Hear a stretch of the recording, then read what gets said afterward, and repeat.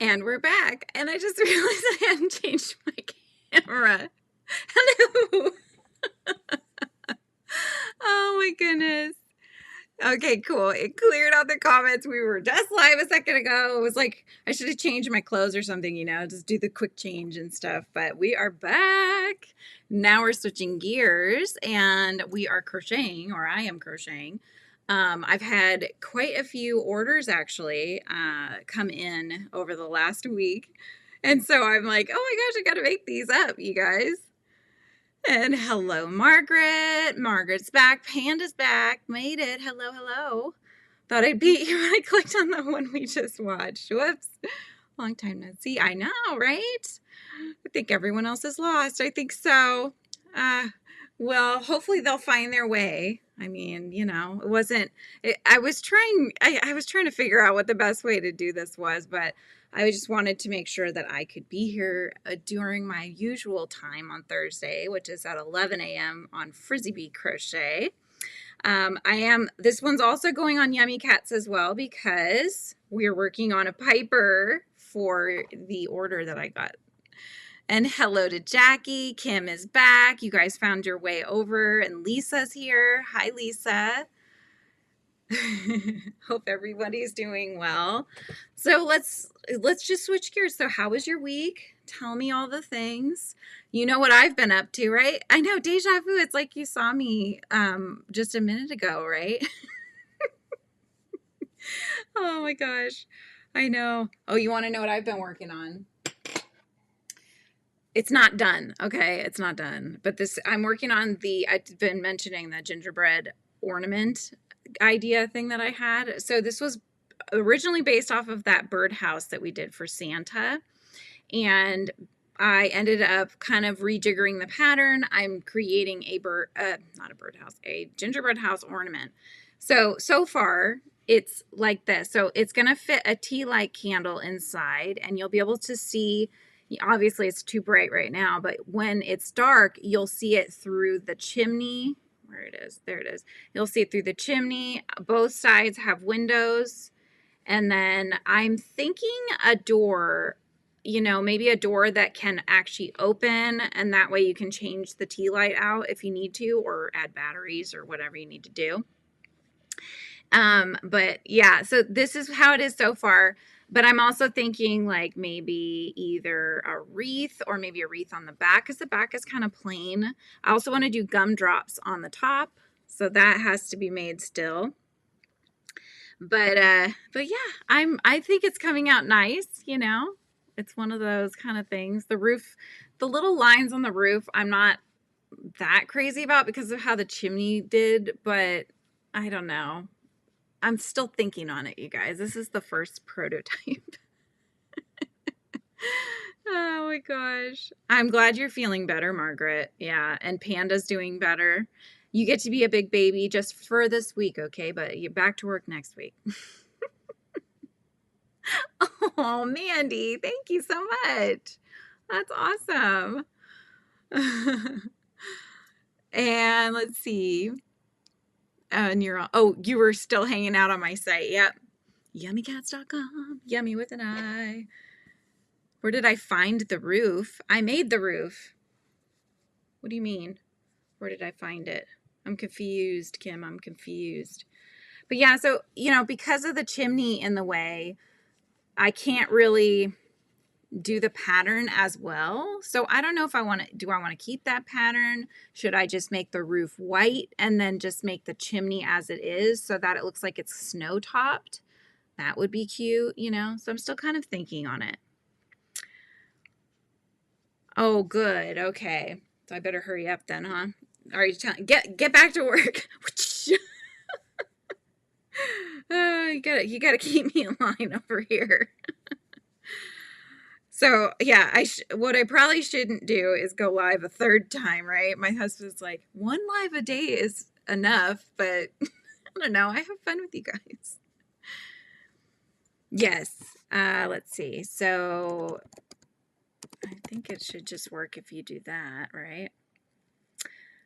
Yummicats.com. Oh, it's coming through twice because I'm on both channels. That's the website. And then obviously if you want to find me on YouTube, it would just be the @Yummi Cats. It's just Yummi Cats. So it worked. Okay. Like I said the other day, because of that I'm streaming through Ecamm, you can't actually, I can't see that it's a link. So you have to tell me if it is or not. You can see my ginormous frizzy bee. Remember, I bought him in Seaside. He's like a big bee. He's like a big guy. I love him. He's so cute. 1, 2, 3, 4, 5. Okay. Oh, good. Okay. Good. That's awesome. So have you guys been following along with any of the advents on any of the channels? Okay, I need a stitch marker. Here's one. I know Kim's doing her like dishcloths and stuff, the 20. Are you doing 25 days, Kim, or 24? I'm just doing 24. So I'm doing 24 days of paint alongs, basically. You could just hang out and paint with me. Gosh, I need to stop with my restless leg, you guys. I apologize if the camera's ever shaking. It's because my leg is going a mile a minute. Because that's what happens. Wait, you're doing 26, or I thought one day had 2, right? So you're going to still post for 25 days or something like that. Thank you, Daigo. Yes, that would be amazing. Please don't forget to like the video and subscribe, because I'm here a lot. Yes, you come hang out with me and keep me company while I'm working on all the things that I'm working on. Oh, Aberdeen wool box, the Tangled Poets box. Oh, that's exciting. I can't really do wool, but I still am very excited for you. The only thing that I've bought that I'm hoping will work okay, and I can't guarantee this because I haven't made anything with it yet, but I have 3 colorways of the oh my gosh, it's Michael's favorite. What's it called? Big Twist. I had a brain moment there. It's the Big Twist. And I think Michael said he can actually touch this one because he can't do wool. But I got 3 colorways, you guys. So I'll just hold them up real quick like that. See, aren't they pretty? Never knew what an advent was till I was like 30. I want someone's like I know, right? So these are all like spacey themed, which I think is what drew me to them because my son loves space. But yeah, so I've got, I think this one's Whirlpool Galaxy. Yep, Whirlpool Galaxy, Mars Landing, and Andromeda, which was the name of my husband's band when he was younger, which is pretty cool. So I got these colorways. They have 20% wool in them though, so I don't know if they'll feel itchy once I make stuff, but I've like done this a lot. It's been okay. That's weird, right? I wonder what's the difference? Like, how come you can touch that one with the 20% wool, but normally if you just touch any wool, you'll have a reaction. It's just so interesting. Kids each have their own advents too. We have a Hello Kitty one, a Minecraft one, and a gemstone one. Nice. Oh my gosh, your kids sound like my kids. My daughter loves Hello Kitty. My son loves gemstones, and they both love Minecraft. That's too funny. Yeah, I love Big Twist yarns. I do. Except for, it's interesting because, so Big Twist has their plush line as well as the Bernat blanket, right? So Bernat blanket and Big Twist, they both have their lines. And so Big Twists were on a better sale than Bernat. And I recently bought the sprinkle color, which is like the pale, it's kind of the pale pink tone in this one. And I bought a whole bunch of it because it was like on a good deal. This was a little while ago now, so it's not going to be on the same sale anymore. But I bought more of it. Even though they're the same bulky 6, they're the Big Twist, it's like slightly fluffier, which makes them bigger. So I have to keep that in mind. Although I think when I was working on the sprinkle the other day, I was trying to use the Big Twist. I'm pretty sure I added an extra row of increases, and that's why it's also bigger, but it will be bigger anyway, whether I add that extra row or not. So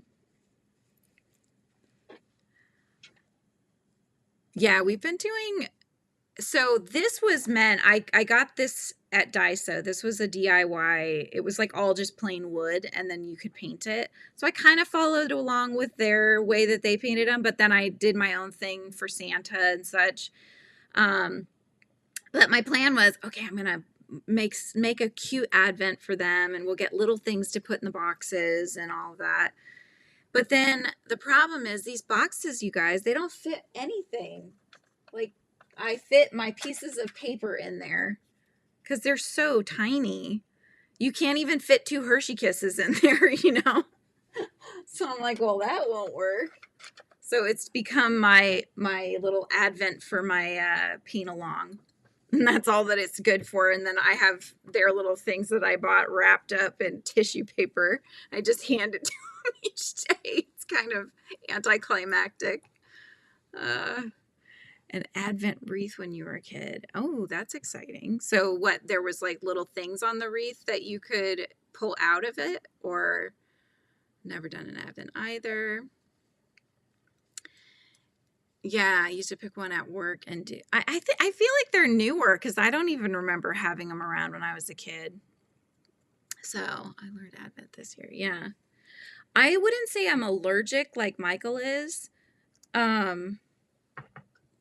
Oh, I'll let Michael answer that for himself then. For me, if I have anything usually that has wool in it, I start to feel like kind of prickly, and not necessarily having a breakout reaction, but it just is uncomfortable. So 1, 2, 3, 4, 5, 6, 7, 8, 9, 10. What did I do, you guys? 14, no, 12. I don't know. See, I'm talking and now I have to frog because I don't know what I did, but I did whatever it wasn't right. That's what happens. 1, 2, 3, 4, 5, 6, 7, 8, 9, 10. Okay, so it was on the 3rd row that I made a boo-boo. That's the problem, Mandy. We would buy the kids those little chocolate ones that they have at the stores. And yeah, they can't wait.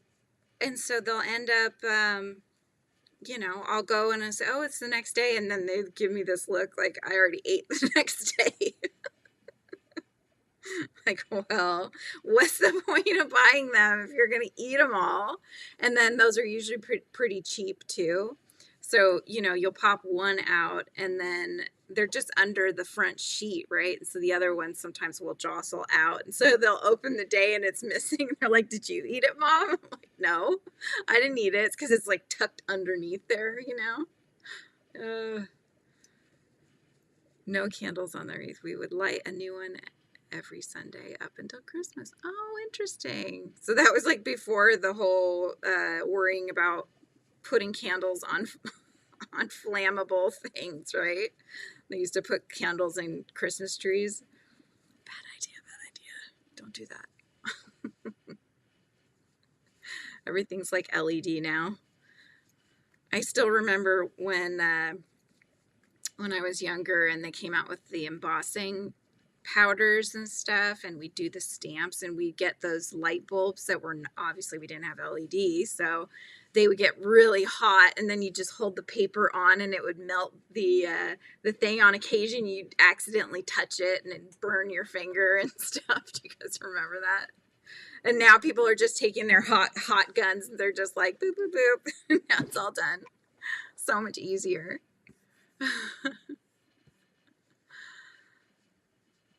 Yeah. Oh, you found out that allergy at boot camp. No. Yeah, your allergy is way worse than anything I deal with. I think those will be okay. They feel soft, so. Hi, Arvind. How are you? Good to have you back on the channel.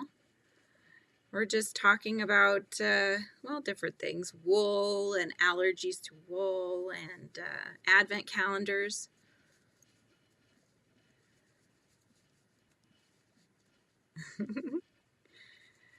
Yeah. I think the kids, I don't know. It's hard because my son is 11 and my daughter is 7.5. So trying to find things that excite them, especially him, my son, he's just like, everything is just whatever, you know. I'm like, come on, son, get excited, you know. Get excited for this little silly toy that mommy bought you. Oh my goodness. Yep. Has anybody finished their holiday shopping yet? Or are you still in the throes of shopping mode? I need to still buy some things, I think. Soon. I think I'll probably be done soon, but I don't know. It's so hard to buy for people, especially if they don't give you a list and then you're just trying to wing it, you know?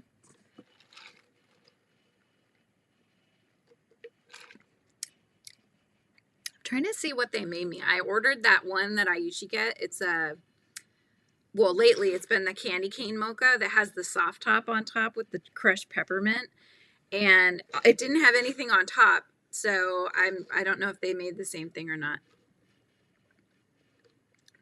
Wow, Kim, you go, girl. You're finished? Oldest daughter's 8 and she's already not into toy. Yeah, they're just not. And I find that it's like this stuff just doesn't excite them anymore, you know, which is sad. They want more expensive things, that's for sure. Like I know my daughter wants a well, she wants a vanity because she's very into skincare, her word, not mine. And so you hate the holidays but you love Christmas songs, Panda? How does that work? Oh my gosh. And then Mandy, she loves anime and Pokemon still, so we can get her lots of the merch from there. Yeah, there's no lack of merch from those. Hi Sammy, how are you today? Oh, you're throwing yarn in Arvin's window. That means that she subscribed, Arvind, if you're not sure. And that's what that means. That's what we say in the crochet world. I know, right? Tell him to get a job. Exactly. Exactly. It's tough. And my son is like, so he's going through this, I don't want to say emo phase. It's not emo in the fact like where we, you know, they used to be, or maybe I'm thinking of goth. He's not wearing black and all of that, but he's just more, I don't know, he's just very moody at the age of 11. I know, you know, I like that idea too, Kim, experiences instead of stuff. He really wants, so there's in the Pacific Northwest, I think just because we're in the south of Washington, right? Like Southwest Washington. And so around that area and in the upper part of Oregon, there's supposedly a club, if you will, that we spoke to a guy that had one of those gemstone stands at the fair that they had at Clark County.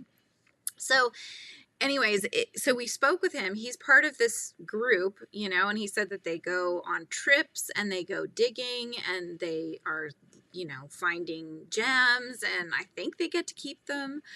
And so he really, really wants to find out more about this group. So that's one of those things that I might try to get doing for him, you know, just because I think that he would really enjoy that, especially if he can keep them. If he's just mining for them and then doesn't get to keep them, I think that wouldn't go very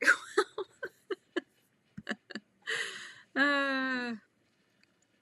Right. That's the thing, Mandy. Yeah, especially for kids because they don't understand it because they're not experiencing the experience at the moment. You know, they have to wait and they hate waiting. So, oh, tomorrow's your English exam and you're very nervous. Have you been studying? I'm sure you'll do great. Your typing has been very well, so you're spelling things right. I started digging the mummies took over the world. Yes. I know, you never know what you're gonna find. I'm like, where are we going? I don't even know where these places are hiding, but They're hiding somewhere close by, apparently. Okay, wait. 1, 2. Okay. Just got to make sure I'm doing this right, you guys.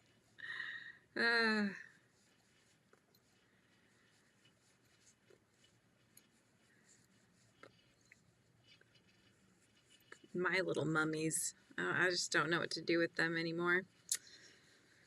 Oh, Liz, my daughter, she wants a vanity and a phone. That's not necessarily the order. I think the phone would come first, but those are what she wants for Christmas. It's not my son's fault, it is. Yes. My son doesn't know what he wants. That was a whole conversation. I was just like, okay, what do you get really excited about when you open it, you know? And I don't know. I'm like, okay. How about like art supplies? That's exciting. It's like, yeah, I like art. I'm like, come on. I'm trying to get some sort of emotion out of him, you know. And he likes the Pokemon cards because he likes collecting. That's always been something with his being on the spectrum, is he's a collector of things, right? So it's the act of collecting that he really enjoys. But with the Pokemon cards, he's looking for these rare cards because he likes the rarity of them. And so he'll start going through them and look them up online to see if they're worth anything. So he'll be like, Mom, I got a card that was worth $12. I'm like, dude, that thing costs $50. I didn't say that, but it's like, try to think, okay, long term, eventually they may be worth something more, you know? Yeah, cash. Hallmark. I can't even say that. Hallmark channels movies on the TV now. Only time of year I'll watch Hallmark. Yep. And Arvind Panda wants to know, where are you? I think that's who you're asking, Panda.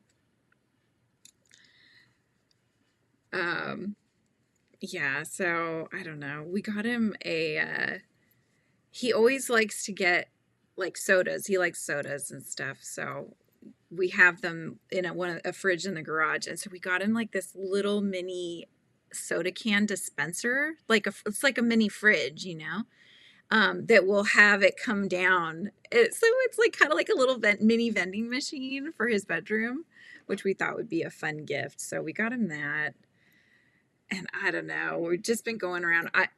He has an iPad, and he really likes to use Procreate, which is not Procreate.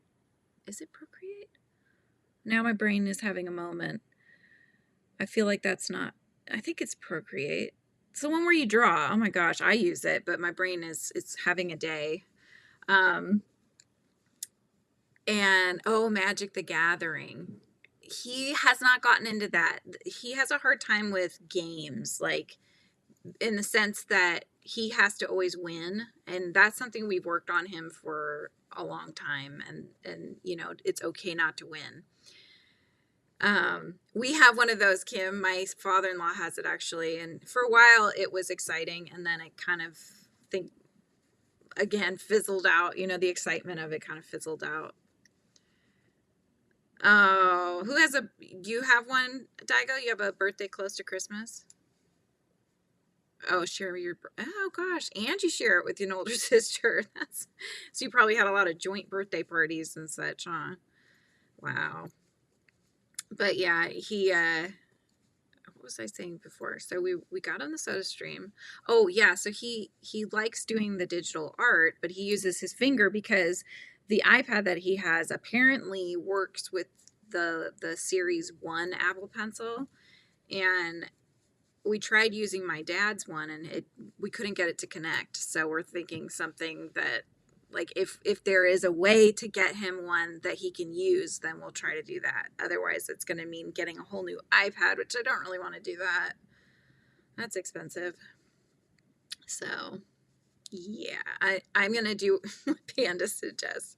You're getting a pet rock. I got a rock. Remember that? Charlie Brown. I got a rock. Oh, good old Charlie Brown. I think, you know what, guys? I'm not counting right. I'm talking, I'm not counting right. 1, 2, wait. 1, 2, 3.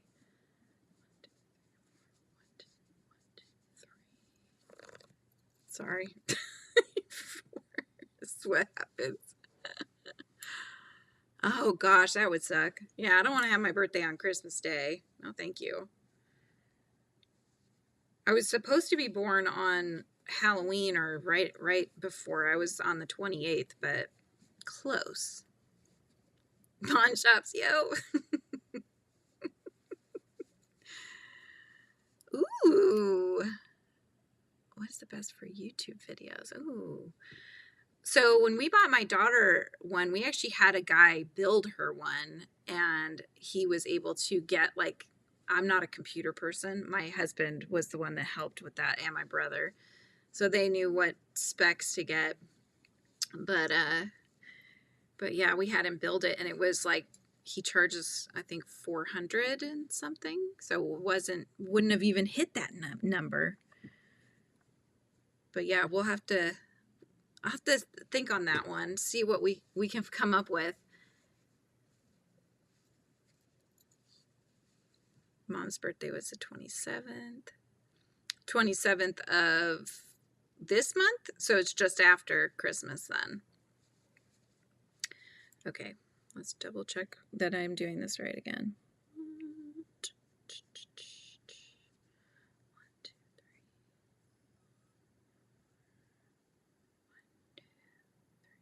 1, 2. Oh, I know what I'm doing wrong. I am going to have to frog. Panda, are you working on your blanket?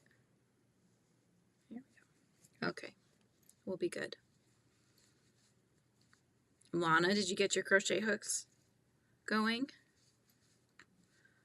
3. Here we go.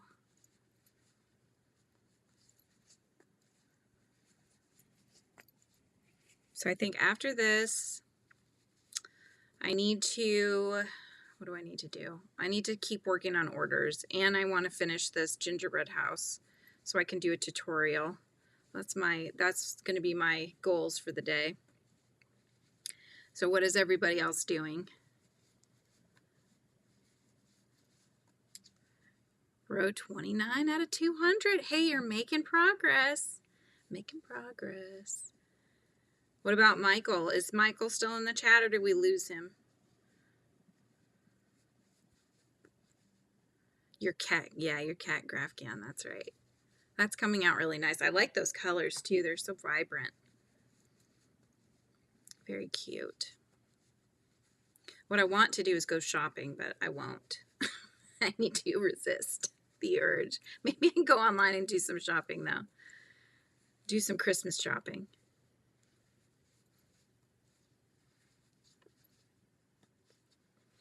Trying to finish up a Pokemon blanket. Ooh, like a corner to corner Pokemon kind of thing, or what kind of blanket?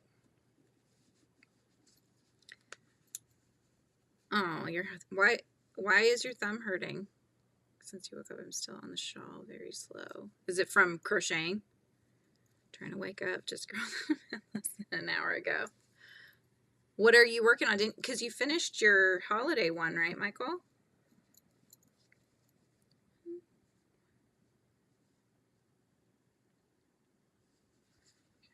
Let me just count. And you're doing your granny square, Mandy. Awesome.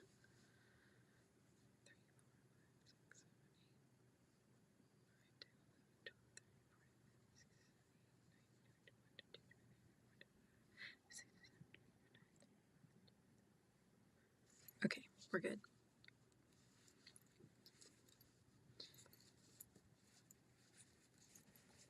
Found a Pokeball granny square blanket. Then I made plain granny squares and added some random Pokemon heads as applique. Oh, that's cool. Did you just come up with the applique designs on the fly, or were you actually like found patterns for those?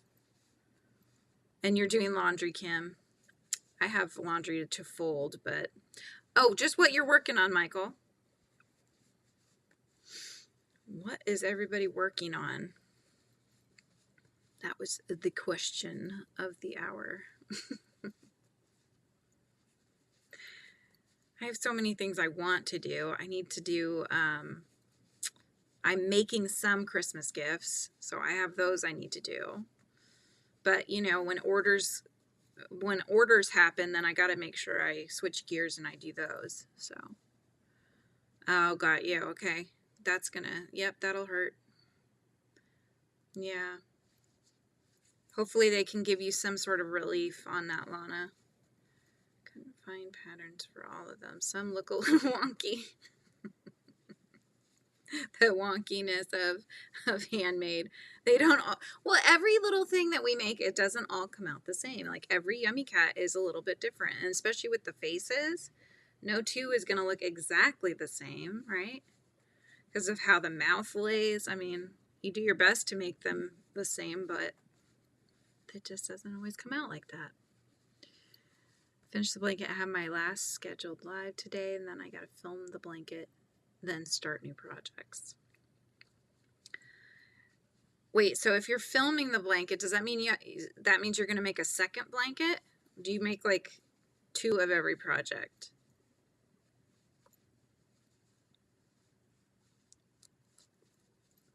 That's like this guy.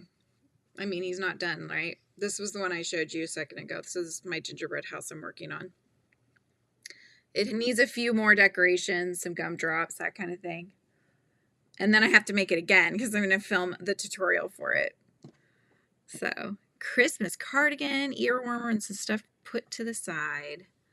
I'm working on well, I don't think it's a Christmas cardigan. I think it's more springy, but it's just a Christmas yarn. So I'm still working on that for myself. But that's one of those things, since it's for me, I really, that's not a priority, you know. But I have a scarf I'm working on for my son that I really should finish. I've got the strawberry purse bag thing that I've got from Shy, who's here on YouTube. It's her pattern, but I've got that I need to finish. It just needs the seed beads sewed on, the squares connected together, and then an inner lining made. So it's not just, it's like I still have a ways.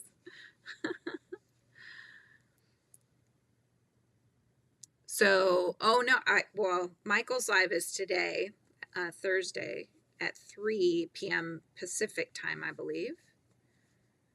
Double hockey sticks. Okay. Not 2 blankets. I see. Okay. Gotcha. Okay. Hey, Tank, how's it going? I was going to say, Michael, is I thought you, because I know on a lot of yours, you go from start to finish. So I was wondering, it's good that the blanket is not one of those, because it is very repetitious at some point, right? Eventually you're like, okay, I think I get it. Like the only ones I feel are not repetitious for me are like when I do the corner to corner graphgans, because the color changes, you know, the stitch itself is repetitious, but how you go about the color changes is going to change with every row, right? With every stitch and stuff. So, and whether you carry or whether you cut and leave a tail to sew in later, those will all be different. So that one, when I was filming tutorials for them, I would do the, you know, if it's like a single crochet, or if it's the stitches all the way in one color, then I would often jump ahead and say, okay, just finish this to the end and then I'll be right back with you, kind of thing. But some people like that and some people don't, right? Everybody's saying hi to Tank.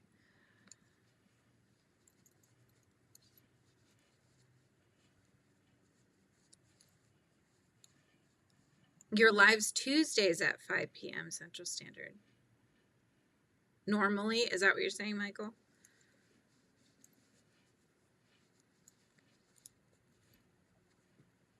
Yeah, row by row. Yep.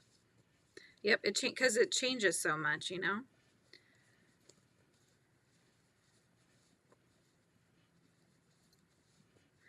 But the editing is just like, it's nuts. It takes so long to edit those videos.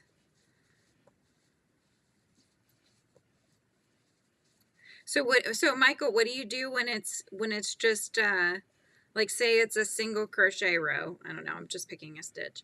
say it's a single crochet and it's all in the same color, and you're doing that for a few rows. So are you just chatting when you do that, or are you just saying the stitch over and over again? I'm just curious because I haven't done that with those. I've usually skipped ahead, so I just wonder for those that are going from start to finish, not skipping anything. Like, what do? You just chit chat? Can't flipping type. I can't flipping type. Thursday, not Tuesday. I was like, am I confused? I think I'm confused. I do too. I love corner to corner too, Daigo. Corner to corner in white. I don't have any pink. No pink. I love pink. I love rose pink. It's so pretty.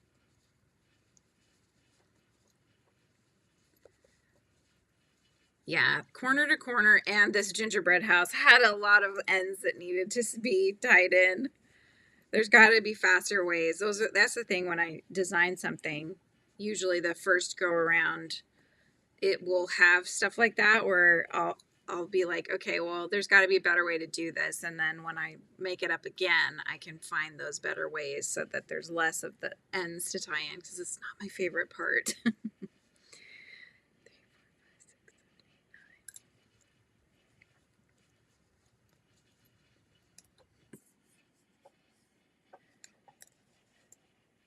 So let me ask you this question. This was actually a question that came about in a live that I thought was really funny and interesting. And it was in more of a crafters channel, not crochet specifically. But what is like the worst injury that you've gotten from crocheting or crafting? You could do either. I think I know what Kim's might be because she did it recently. But let me know. I'm just curious. Because in that chat, it was quite funny. There were some funny ones. Let's see. I'll say for the next 3 rows, rows 12 through row 15, we will do a simple stitch for 97 stitches and for the 3 rows. And then do you just like let it run as you're working through it, just quietly, you know? Throw a little music on in the background. You got tennis elbow, and Kim, yeah, Kim's burn on the hot glue gun machine recently, I think, is the topper there. For me, it was when I was working on, not this guy, but with this kind of thread, and I had a lace hook, and basically I was showing my sister-in-law. I was trying to show her what I was making, and it was Wednesday, right? Like from the Addams Family. It was a little doll. So I was making Wednesday, and as I'm going to show it to her, and I'm carrying the doll and the hook, you know, in 2 different hands, right? I'm going to show it to her. The doll falls. So then the hook's in the other hand, and I'm going to grab the doll, and of course I'm going quickly with it. And so I go to grab the doll, and I jammed the hook through the side of my finger, like all the way through the side of my finger. Because they're very, very tiny hooks, since they're usually done for lace, and then you have to remove and turn, right? Because it's a hook. So it was a lot of like, put my hand up for a while as just make sure that there's no blood going to the finger for a while, you know. Yeah, that one hurt.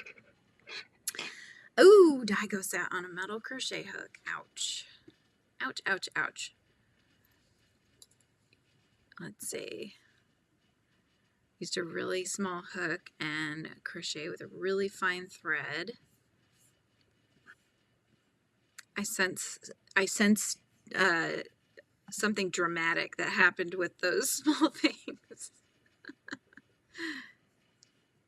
Oh, so you do cut the video a bit, Michael. You don't sit there for 3 rows of single crochet with one color and just like, oh, we're still doing the same stitch, you know. Ooh, run down the side of your nail and poke it in. Ouch. Yeah, those small hooks, I'm telling you, those are dangerous. They are dangerous. Yep. It was really, I think that was the only time that I did that. I mean, I've stepped on needles and had them kind of go through that first layer of skin, but that didn't hurt as bad as the crochet hook incident. The crochet hook incident of 2024. Uh, that's the good thing about using blanket yarn, is you have a much bigger hook. It takes less time to make them, and it's I would think it would be very difficult to jab that through much of anything except for crochet. The rest of my hand had a lot of pain, but now it's the thumbs, from putting the pressure on the hook, probably, huh, Lana? I could see that. Yeah, our war wounds, you guys, from crocheting.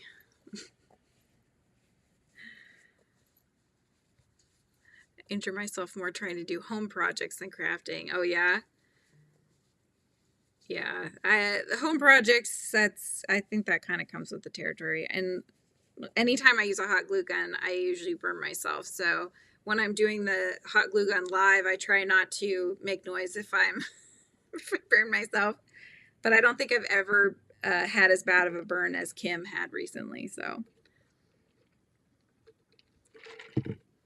yeah, that still looks very painful. Kim, I hope it's healing all right. Not craft related. I was out fishing with the hubby, ended up with one hook of a treble hook stuck in my thumb. I went to my hubby to have him take it out. Ow. I assume a treble hook is it's a fishing hook of some sort. I kind of did something similar. My Aunt Mary I guess you'd say she is a clown, but she was a clown. She doesn't really do it much anymore, but she was a clown, and she had a fair that she was doing, and so I came as her assistant to help her, for the puppet show. I'd be behind handing her the different puppets that she needed and such. And she had a Christmas tree thing that she had made, right? And I didn't see it, and I was still a kid, but like teen probably at this point. And I just kind of like went to run my hand along it. But what I didn't realize was that at the tip of the tree, she had a fishing hook sticking out, and I caught my hand right on it. So I've done that too, Margaret, and it hurts.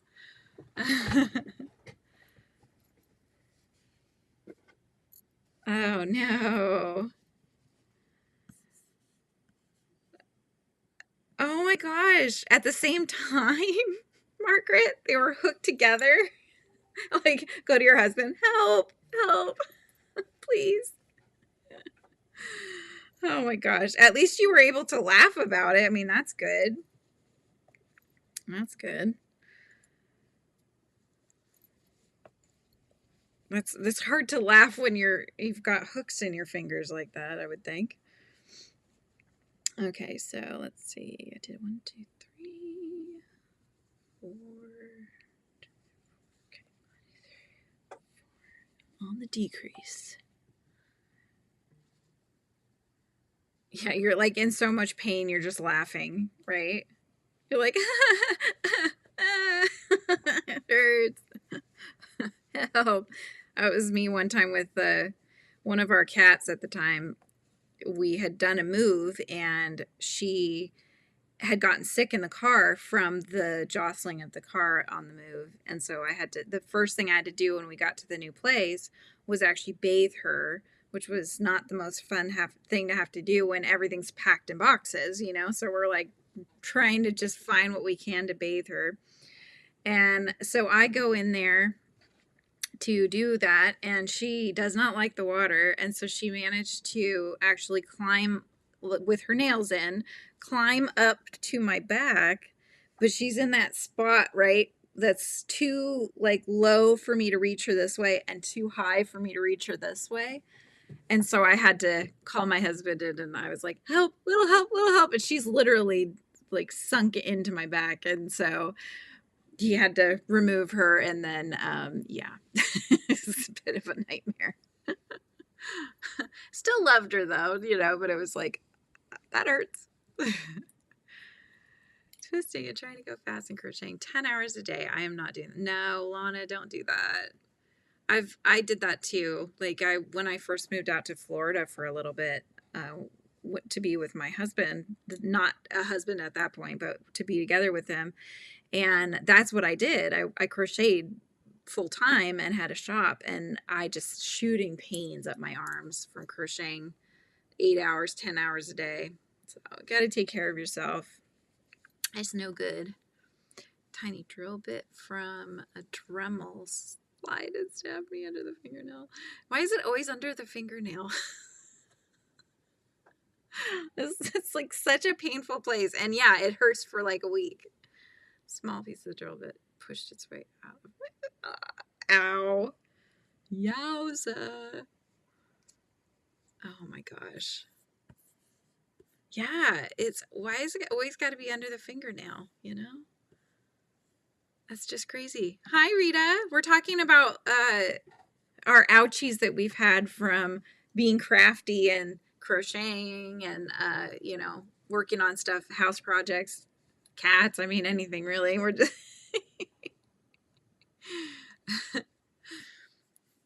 you know, we don't discriminate. You could just talk about whatever, but okay, where was I? 1, 2, 3, 4. This is like, I mean, luckily nobody's gonna know that I just made boo-boo after boo-boo on this, but I'm trying, you guys, but I'm not very good at multitasking, if you haven't already figured that out. I try my best, but my best is not always good enough, you know? I think some crafts are better, but when it comes to counting and you're trying to count and talk and read chat and all that, it's just not, it's not good. Does anybody have any delicious beverages they're sipping on? My son has a concert tonight. He's in choir, and he's been very nervous about it. So they have like a rehearsal today, I guess. It's probably around now. And then we go tonight, and we get to see him and his classmates singing. He's like, I hope I don't mess up, Mom. I'm really nervous. I was like, it's fine. Everybody's going to be right there with you, you know, singing. I just remember being in choir, and if I forgot a word or something like that, I would just get softer with the singing because I wasn't sure. So I let them take the lead, you know. My mouth was still moving though. Or even just whisper, just go like, because you're not sure. Nobody has to know that you don't know. Getting attacked by barn. Ooh, had 3 bites on my legs and on my arm. Ended up with a rabies shot and at the age of 9. When the cats go crazy, yeah, their bites are very, very painful. They sink them in. Yeah, you love cats in the house. That's right. Well, sometimes with the cats, right, when you have a cat, even if it's your house cat, but they see one outside and they go kind of crazy about it. We've had cats that were like that, where they're just the most gentle, you know, cats of all time. And then all of a sudden they get freaked out by seeing a cat right outside. And they get like this look in their eyes, and they don't know who you are anymore. And they just can go crazy if you're not careful. So you kind of just have to let them calm down, you know, let them calm down, or they might attack you. We had one of our cats, Josh, he did that. He attacked my husband's hand, and then it's like he realized afterward, and you could tell how bad he felt about it because he had this look in his eyes like he realized what he had done, you know, but he just went like feral, like you're saying, this feral crazy cat for a second. Yeah, I bet. Yeah, your brother got hurt too with that one. Worked in the sewing factory. There was this machine that was made for sewing, trim on jackets. It had a bar with a lot of needles. People were always hurting themselves on that machine. Yeah. Well, even sewing machines, right? You can get your hand in there too. Aw. The cat had hurt the kids too. Yeah. Yeah. I mean, sadly, that happens sometimes. My mom had a cat that, I mean, it bit everybody and it bit her. But when my son came into the picture and he was little, the cat tried to attack him because she was not interested in children, and it was not a good situation. So, reached too close to the bar and it caught. She got up to go tell the supervisor, went into shock, fainted, and hit her head. Oh my gosh.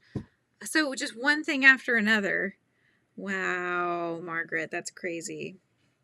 That is nuts. We had I don't know if they still do it anymore. I don't think they do. This was back in California where I'm from. But in middle school, they had they would have what we called Wheel A and Wheel B. You got to choose, and these were electives that you would have for a period of time for throughout the year, right? So, for example, one wheel could be cooking and sewing and what else was there? There was cooking, sewing, wood shop, metal shop, and drafting. I can't remember if those were the same or not, but so they all different, in things you might be interested in doing. And so we had those. Well, one year I had wood shop and one year I had metal shop. And when I had wood shop, luckily my nails were pretty good size, and I still remember the belt sander. I was trying to sand my project and I heard a I looked and my nail was like straight across. So luckily I just got my nail, not my finger, but I knew it could have been much worse, And then in metal shop, I had a big piece of sheet metal that I was trying to hold on to, and it fell, and the corner of it just like sliced right down my front of my leg. So I had to go to the office like all injured and stuff. So it was a mere flesh wound. I can still bite your ankles. Oh my gosh. So, you finished your hoodie, and you don't freeze your head off. So now you need to know what project to come next. Maybe some fingerless gloves to go with it. A nice scarf, Michael just put a Tunisian crochet infinity scarf up there on his channel, so you could go to town. I bet, Margaret. Yes. Yeah. When you watch, I used to watch like some of those shows like Criminal Minds and stuff like that, and you see all these things, and I know they're dramatized, I'm sure, but they could happen in a lot of these places. You're just like, just gonna not work at a place like that, No, thank you. We did that when I was in middle school, continued sewing classes up through the highest class I could take in high school. Yeah. We even had, I think now they kind of teach typing as they go, but we had a typing class as well. And we had typewriters. We had typewriters where you'd have to really hit the keys to get it to push, the ink in. And then we had computers that was the black screen with the green printing, with the little spacer thing that would kind of flash a little bit where your text was coming out. Before any of this stuff, that was kind of, for my age, that's where we were at when we learned how to type.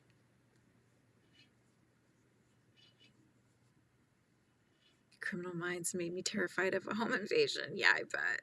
Criminal Minds had a lot of crazy episodes. I was like, oh, I didn't ever think of that. Found socks that needed to be finished. Almost done with the first one. He has size 43, 44 and is 13 years old. So banana socks it is. Wow. How tall is he? At 13. He used to do a lot of costuming for Dan. Oh, wow. See, I'm learning new things about you, Margaret, that I didn't know about. Had shorthand transcription. They typed manual typewriter. Yep.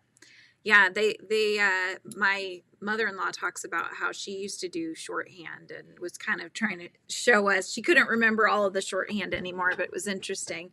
You know, I don't know if they still do that, but there's also like stenography and that kind of thing in courtrooms and such. So she was learning that too. Fun class typewriting, and we tried to do it synchron. Synchron, what's synchron? Like synchronized, where you're all typing at the same time. Has anybody had their typing speed tested? Last I checked, this was like probably, I don't know, 20 years ago now. I was at 77 words a minute. He's a head taller than you are. Okay. I'd have to look up the conversion because I do inches and feet. My husband is 6'5", so he's quite a bit taller than I am. I'm 5'7". Every time I go into the office, my coworkers say they know that you're there because they can hear you typing. Yep. You should get one of those really clicky keyboards. Just really annoy them, right? There you go, Kim. 71 words per minute. I wonder if they make people do that anymore. That was one of those things you had to do when you were going to get a job, you know. You'd have to figure out what your words per minute were and get like certified. You'd have to get like this certification of it. A semester of shorthand in junior high. Very cool. Yeah, I just wonder what they're teaching the kids now. I mean, do they even have to take a language anymore? I don't know. You typed 88 words per minute. Wow, that's fast. Very fast. Haven't tested recently, but was in the 70s. Cool. Yep. I had so much anxiety when I took that test. They give you like a little practice round, and then it was just like, okay, you're going to town. And I feel like you mess up more because you know the timer is on you. And so I could still know I messed up, so I'd backspace it, and you don't count the ones that you've fixed against you, but it does mess with your time, right? Hi, Simply Arden. How are you? Mechanical keyboards and type over 100. It's one of my special skills. Being annoying. Just kidding. Okay, so they do still use that for some jobs. Good to know. I had a hand injury and type with one hand, and like the hunting, and we call it like the hunting and pecking, right? Where you're just kind of not grazing along the keys gracefully. My dad types like that with his finger. I think he maybe uses his thumb too, but that they use different music in this version. Aw. Wait, which movie are you watching? I think I missed what you were watching. Or was it a Hallmark movie? Yeah, it's something about knowing the timer is on you. And they usually, I guess, Michael was talking recently about hating the fact that this like giant eye on the StreamYard, if you use StreamYard, there's like this big eyeball, and that'll tell you how many people are watching, and it's watching you, right? That eyeball's watching you, which is really stressful. But it was the same when you would go and you would do the typing. It would have that timer, and you can watch it ticking down on you, and you're just like getting more and more stressed out as you're trying to get it done. Oh, It's a Wonderful Life. They have a new version, huh? But with different music. That's always tough when they take movies that were good to begin with, and then they remake them, and then you're like, why did you mess with a good thing? It was already really good, you know? That's got to be. It's still weird though, right? If you're so used to typing, I mean, we can do it. We can switch our brain to just work with one hand, but it's still a little jarring when you're used to using both. Yeah, testing is no bueno. I hate testing. I would always study so hard for the tests and stuff. Which I don't know if they're doing them as much. I feel like they're kind of starting to realize that, kids, they cram and they're stressing themselves out and getting these tests done. And then you forget the knowledge like the day or two later, you know? So it's like you're not retaining it because you're just retaining it enough for that test, and then you lose that information again. I don't think that's the best way to test your knowledge, you know?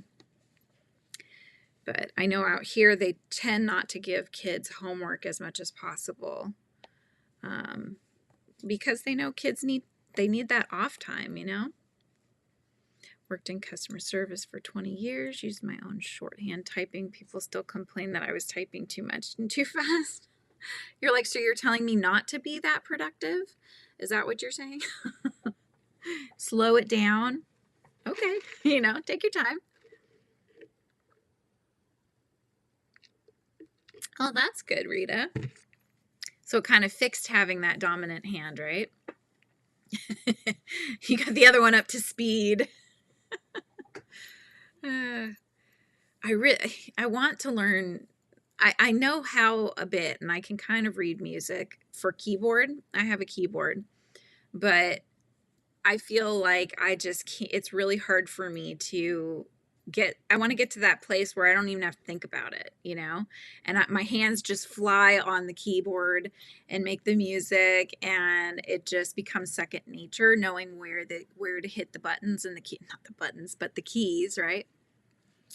But I have such a hard time with it. I feel like it's always such a process for me, but maybe that's because I need to take some more actual training, you know? Yeah.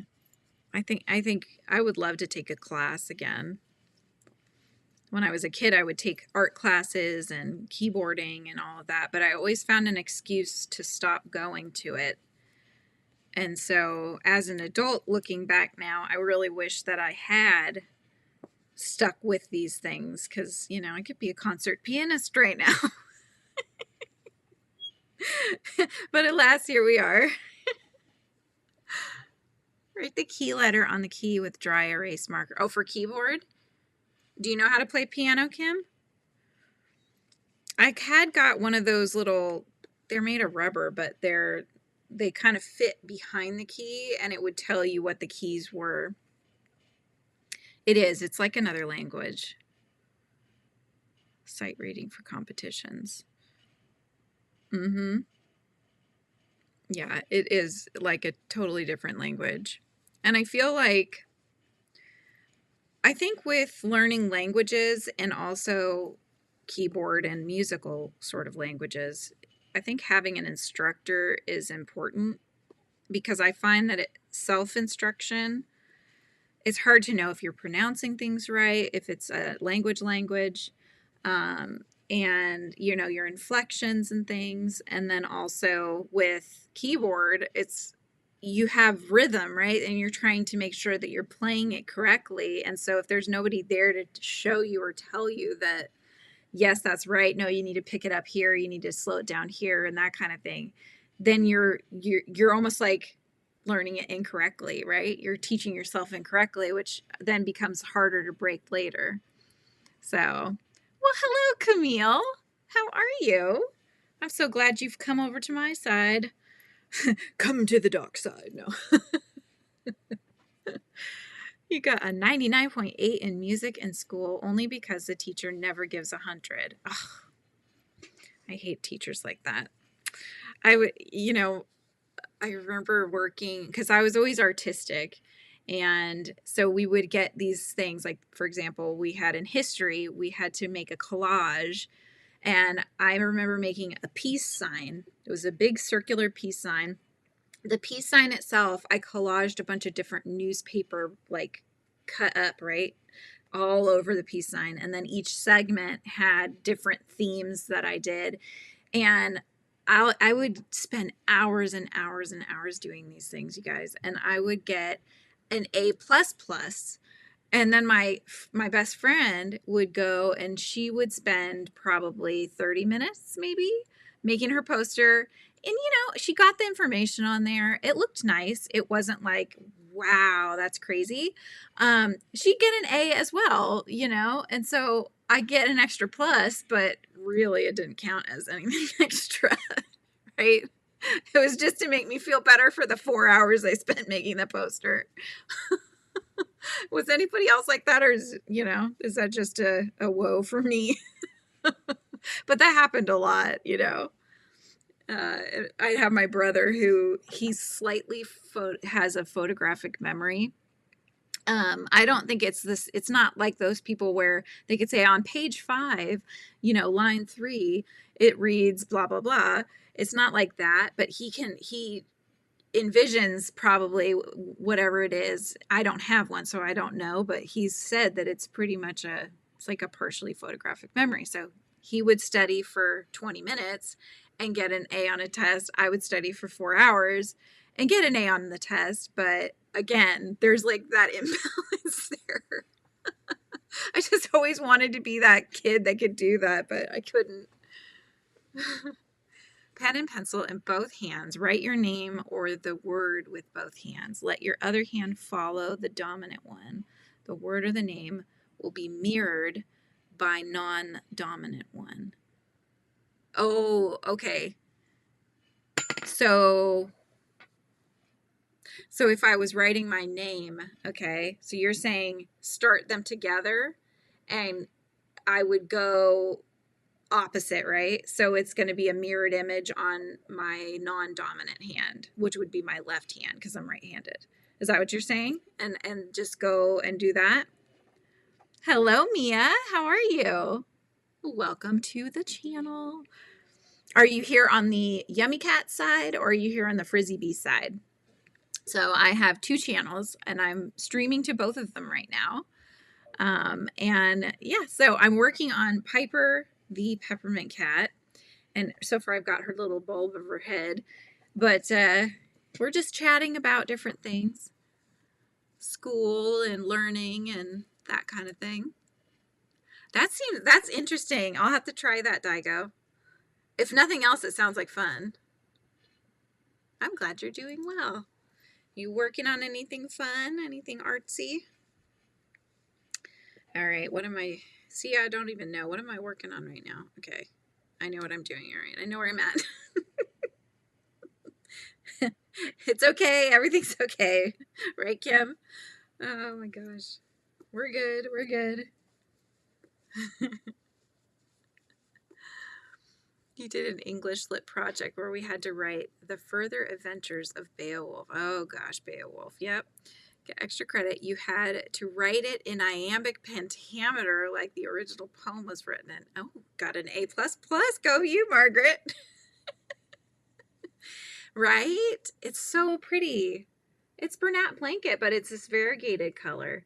And I just thought it screamed peppermint ice cream to me. Or we would make these peppermint, they're peppermint candy cane cookies that we would make at Christmas time, and we'll probably still make them. And you crush the peppermint up, and then we would add a little tiny bit, like a few drops of red food coloring just to make a pink tone. But when you cook the cookies, they come out like a sand dollar, flat, right? But they look like this color.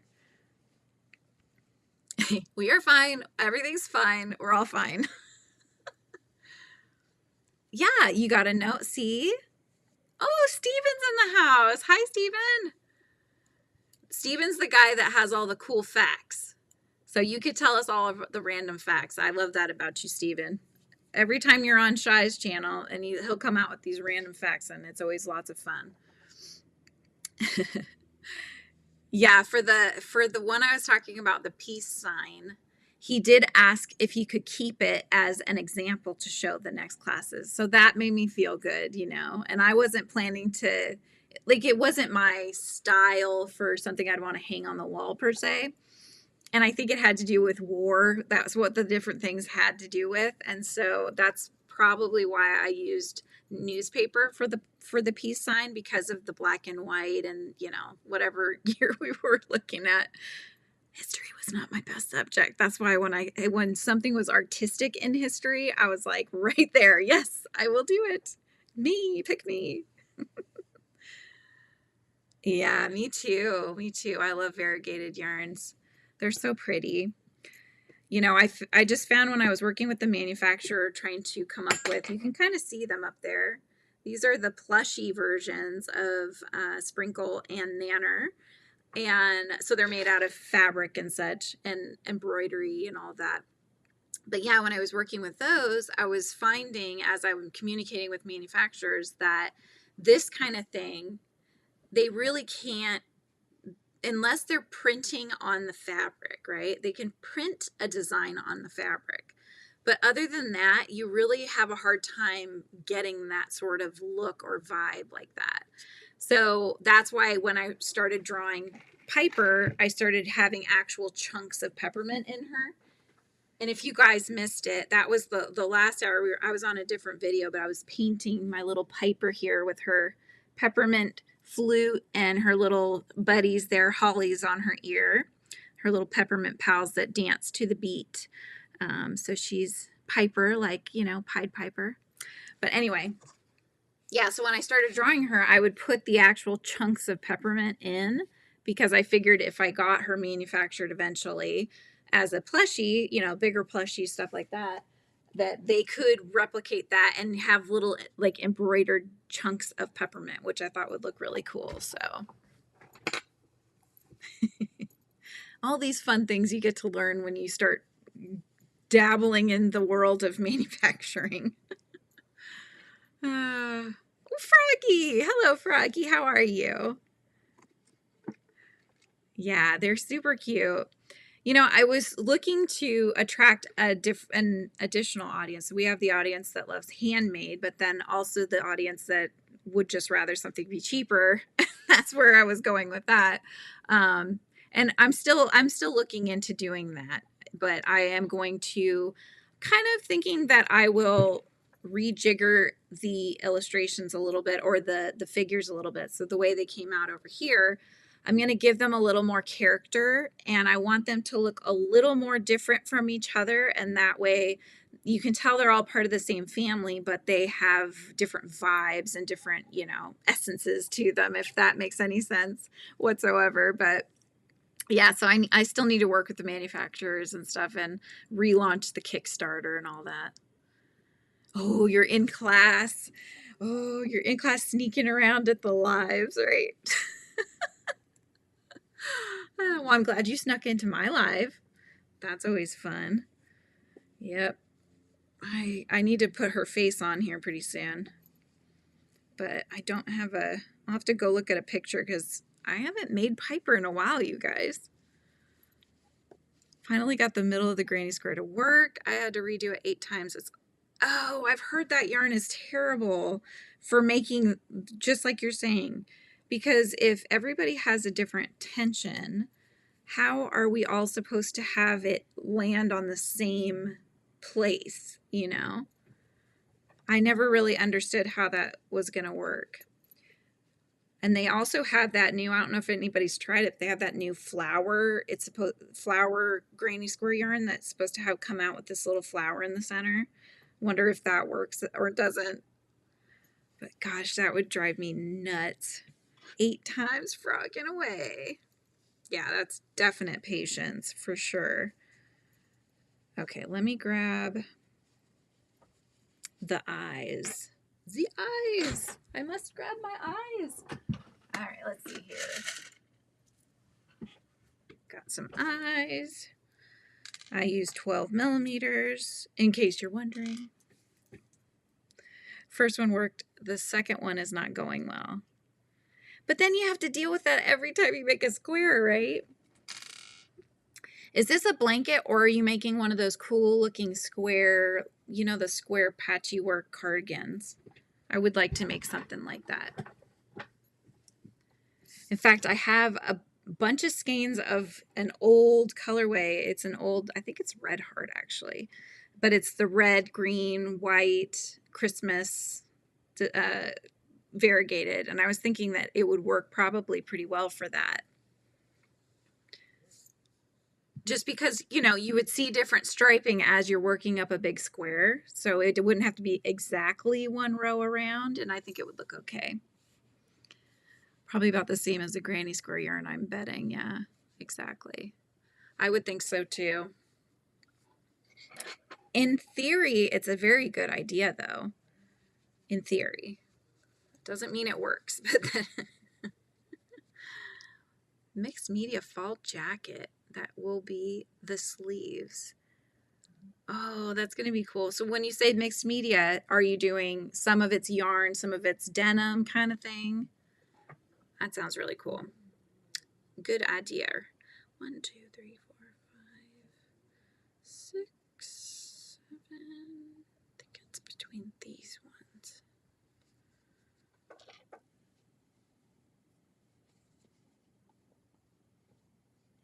Let me grab one of my other Yummy cats. Bear with, bear with. I always like to kind of have a look and double check my work and make sure that the eyes are spaced apart correctly, or if I need to get them a little closer together. Michael's still working and lurking. Oh my goodness. I think I made this one too big, you guys. I did this last time too. It is what it is. It's still gonna be cute, right? It's still gonna be very cute. And I think it's still gonna fit in the cup too. Just have to decide. Wait, hang on. Did I actually move the eye? I did, I think. Might need to move them out one more. Yes, yeah, Michael's doing great. If you guys want to learn Tunisian, check Michael's channel out, MDL Crochet. I do not do Tunisian yet, but he is the master of Tunisian, so I'm going to learn from him actually, hopefully soon. Christmas is coming. 2, 3, 4, 5, 6, 7, 8. Okay. 1, 2, 3, 4, 5, 6, 7, 8. All right. All right, we're just going with it, you guys. We're just going with it. Sewing, fleece, quilting, patches, knitting, crochet, embroidery, maybe some cross stitch. You are going to town. Look at you. That is definitely mixed media. I love mixed media though. You know, it's like, I think that's why when I'm doing my watercolors, some people, they just use watercolors and they're beautiful. They're absolutely beautiful. But I feel that I'm not as good at doing that. I can't just do watercolors and love how it comes out. I want more, right? I want pops in places, and I struggle to get that because I'm also afraid to add more pigment, and that's my problem, and I'm working on it. But yeah, that's why I will take it. I do the washes, I do all the colors, whatever, and then I'll go in with the black outlining pen, and then I'll go back in with some white gouache and do, you know, some white pops of white here and there for glistens and such. Sometimes I'll go back in with colored pencils and I'll do additional shading because I didn't like how I got it on the watercolors. And, you know, you can really, it feels like you're kind of trying to patchwork what you didn't like, but at the same time, it just adds a richness to it because it has these different textures from different mediums, which is really interesting. So I got the panels of my top put together now, doing the neckline border. That will be about all I can do until I go upstairs and give the girls some support before I try it on. Oh my gosh, I read that out loud and then realized what you were talking about. I'm right there with you, girl. I got you. Oh my goodness. Okay. Yes, this is looking very cute.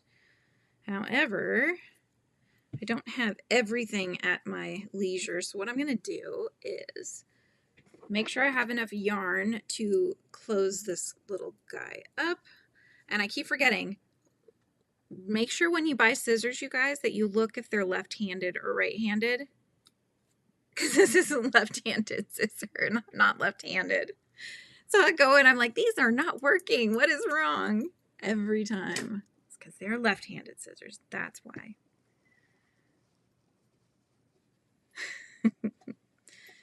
So Piper has little eyes, but she needs her mouth and her whiskers and all that. But the color that I need for those, I don't have next to me. So I'm going to work on her feet and her other things. That's why you wrote it that way. Yeah.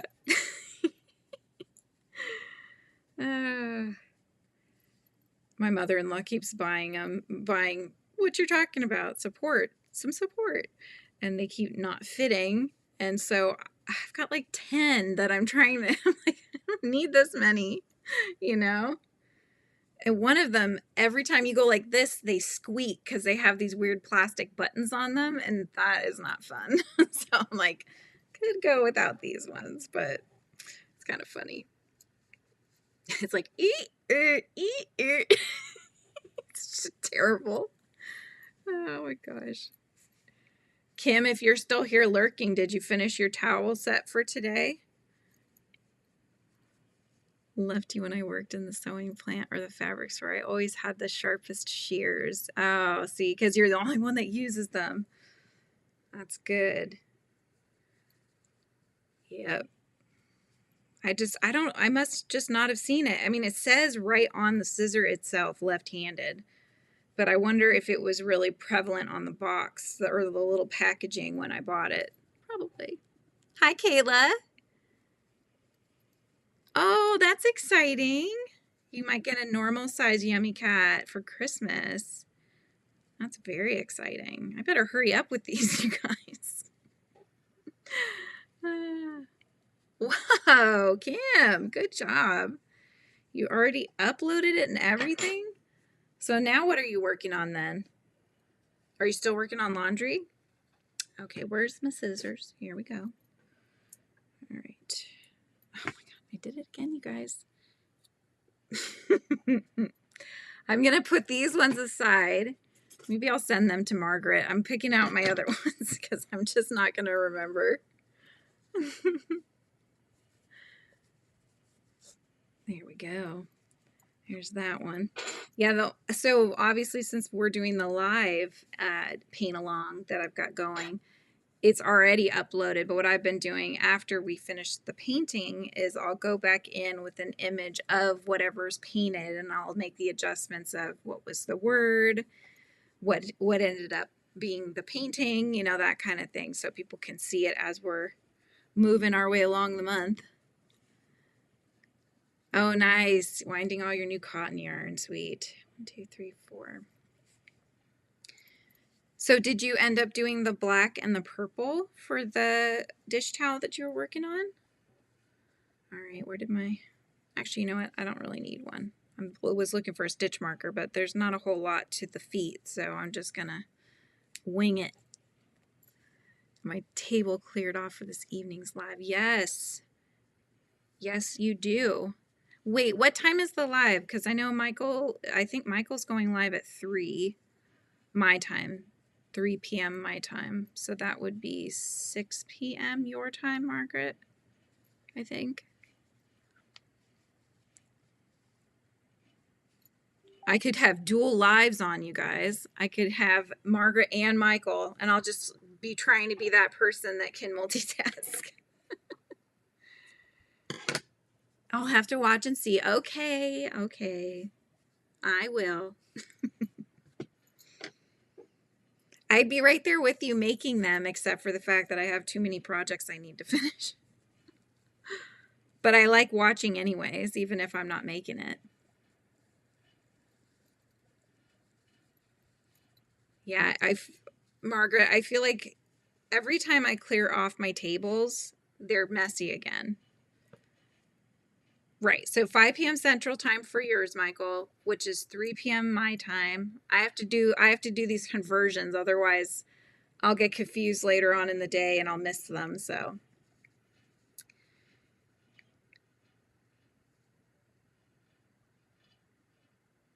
No, I don't think so, Lana, because I think you're in California, right? It should be 3 p.m. your time. Central Time is 2 hours difference, right? Or is that different because of the time change?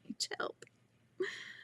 Yours is at 6:30 Eastern Time, so yours is at 3:30 my time. Gotcha. There's always, I feel like for the most part, there's always somebody that's live, which is nice. think it's fun hanging out with others. My daughter's always like, Mom, are you on another live? Maybe.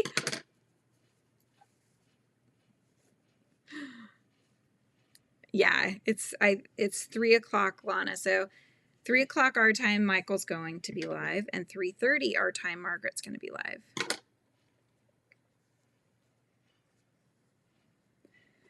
If they just did away with the whole changing of the clocks, then we'd be good to go. But it's just always in the talks. I wonder if they'll ever actually do it. Because I know when I was in Hawaii one time when they were changing the clocks, and I was asking, the front desk about it, and they said, no, we don't do that here. Because they told me that it was because of those that are in the farming industry, that the farmers needed more time in the day to harvest. And so that's where it originated from. If that's, that might be true. It might not be true. So don't quote me on it, okay? That's just what they said. Oh, nothing after Michael's live? Now, Jackie, where are you based out of? Because Michael's live was fairly late in the evening last night.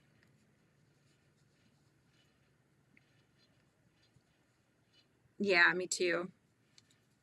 They can get rid of the time changes. I still can't get my system in order because before the time changed, I could stay up till like 11:30 and was totally fine. I'd actually just have to finally toss in the towel and just go to bed, because I wasn't that tired, but I need to sleep, so there's that. But yeah, with this whole thing, it gets dark here in Washington, and it's like 4:30 and it's dark in the afternoon, and so the night just feels so long. So by 9:30 I can't keep my eyes open. It's awful. I just really want to be able to stay up and do things, but then can't seem to. Terrible, terrible.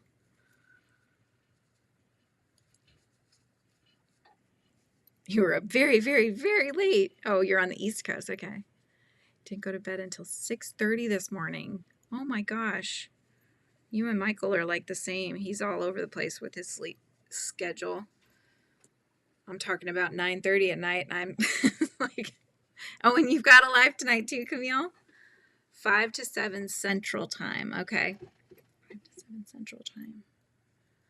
So that's about the same time as Michael's. Everybody's going on. Everybody's going to go on live. 1, 2, 3, 4. Yep. Okay. Now I need a stitch marker. Where did it go? Where is it hiding? Oh, it's on Piper. That's where it is. Can I borrow this, my dear? She can't talk. She doesn't have a mouth sewn on yet. It's a very Coraline sort of thing to say, right? Okay, here we go. I've stolen the stitch marker. Here we go. I was very close to going live last night, and I really wanted to, but my kids were just going crazy. My son, when he plays his video games, this noise level, blood-curdling screams, you guys. They get so into these video games that it was like, oh my gosh, you'd think somebody was hurting him, and he's just playing these games, and he's just letting it loose, So I'm like, oh my gosh, well, I was going to go live, but you're going to hear that in the background, so maybe I won't. And then Nancy came on from Little Treasures with Nancy, or Little Treasures by Nancy. So I hung out over on that one. I love that blanket yarn you used. Thank you, Camille. I think, weren't you saying, was it you that were saying you did not like blanket yarn at first, but then now you like it? Like you've grown a liking for it?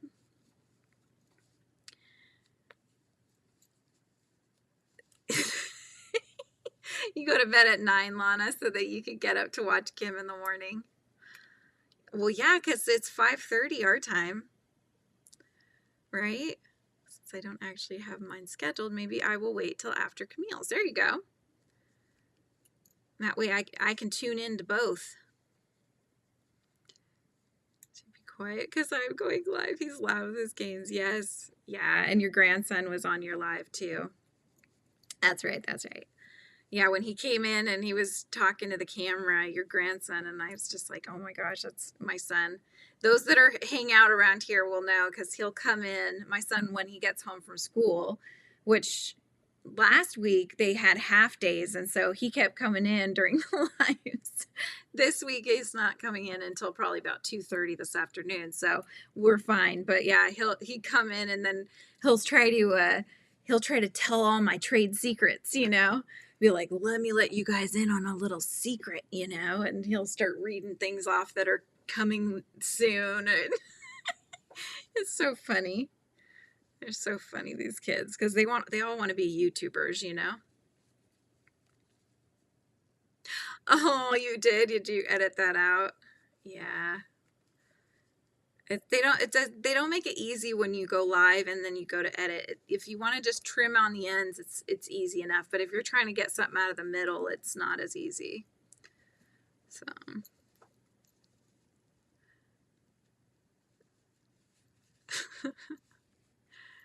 from now on, yeah.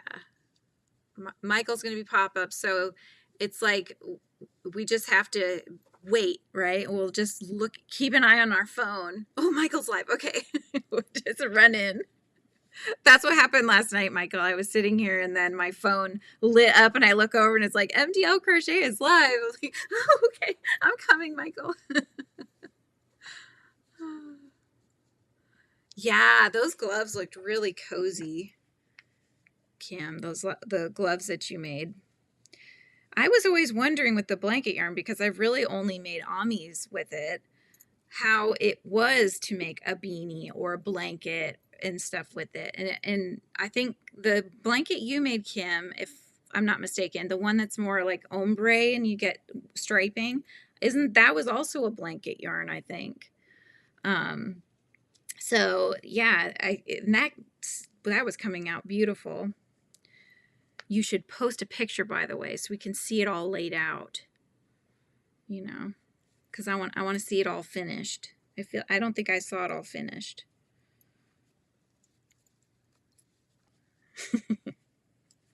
Yeah, I love Kim. It comes on right, like I popped in, I check my phone every time I wake up in the morning, check my phone, and it says, you know, Kim's going to be live in 30 minutes.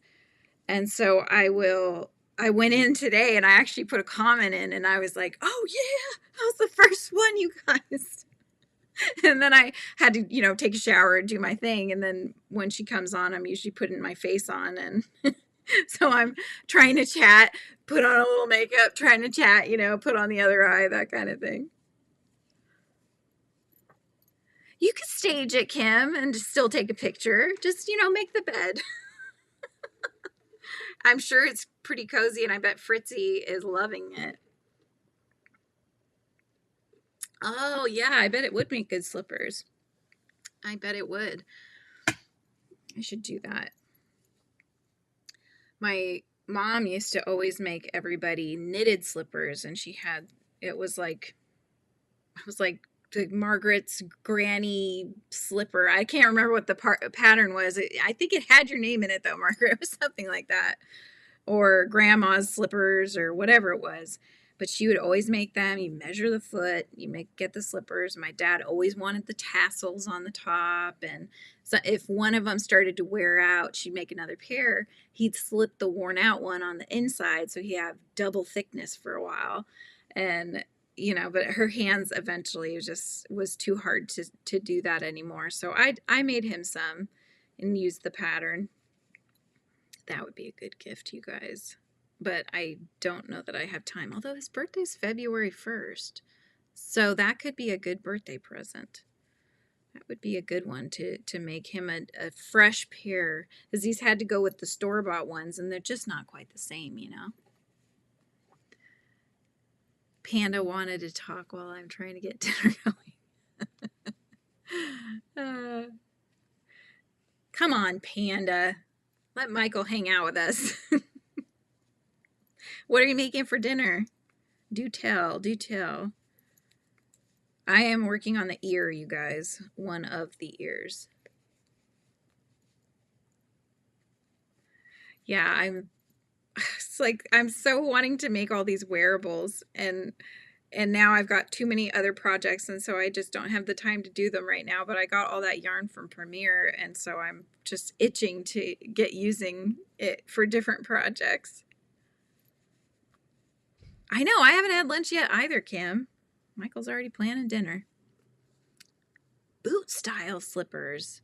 So slippers like a Ugg boot style, right, Camille? Like that shape, that kind of Ugg boot shape. That would be cute. And very warm because it'll go up your leg a little bit more. If any of you guys has a good slipper pattern that would work for, I just hit myself in the face, that would work for the blanket yarn, can you send it my way, please? frizzybeehive@gmail.com. Because the one that I have is a knitted one, and I don't know, can you knit with blanket yarn? I guess you probably could. I'm going to put my email here in the chat so you guys can send me all the patterns. I want all the things. I want to make all the things. I have so much yarn. I need to do stuff with it. So anyway, baked ham and mac and cheese casserole thing. Something easy that I don't have to cook for a few days so I can film the blanket, 3 ear warmers, and a slouchy beanie. That's it. That's all you're doing, right? That's not a lot. Oh my gosh. I'm just trying to get this gingerbread house ornament thing done, and you're sitting there with like 4 things going. Hi, Daigo. Welcome back. We're just hanging out, chatting. I'm making an ear. Trying to decide if I need to make it bigger because I don't remember how many rows. I really should have the pattern with me, you guys. I think that's actually as big as I should make it. Because I think if it's any bigger, she is going to be all ear. Yeah, that does sound delicious. Casseroles are great, and they reheat well, which makes them, as you know, equally good, if not better, than half the other stuff that you could make. Yeah, Michael, you're a slacker. Come on, we need patterns faster than that. Ooh, pizza puffs with crescent roll dough. Like Pillsbury crescent roll dough? That sounds good. I'm coming to your house. These all sound delicious. I still have Thanksgiving stuff in our fridge that I have to go through because nobody else is going through it. So I need to go through and get rid of it. 5 things. If you count the Ruana I have started, that's 20% done. I don't know, Michael. I don't know. No worries, Kayla. Thanks for coming and hanging out with us. Have fun playing your game. Yeah, go ahead. What are you fundraising for, Daigo? Making a call for dinner. Hello, deliver a pizza and salad, please. Can you roll the pizza and a crescent roll, please?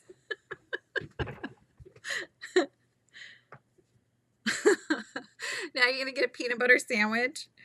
I know that peanut butter sandwich, I feel, is like the thing that you make when you have nothing else or you can't think of anything else to make. And a good PBJ it's a staple, you know? I know, it's making me hungry too. At least I have my coffee. I will survive on coffee alone.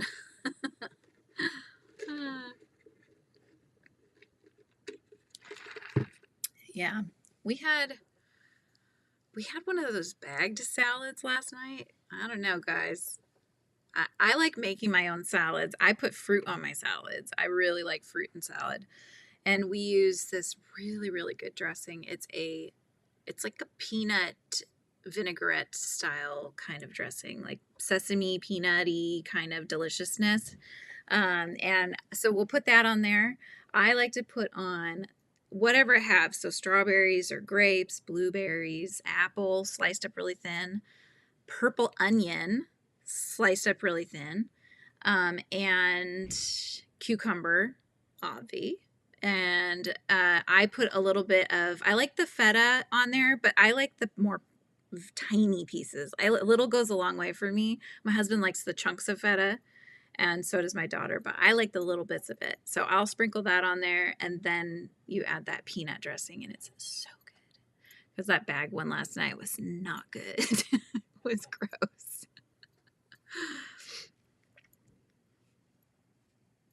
You eat one every day, so it was like losing its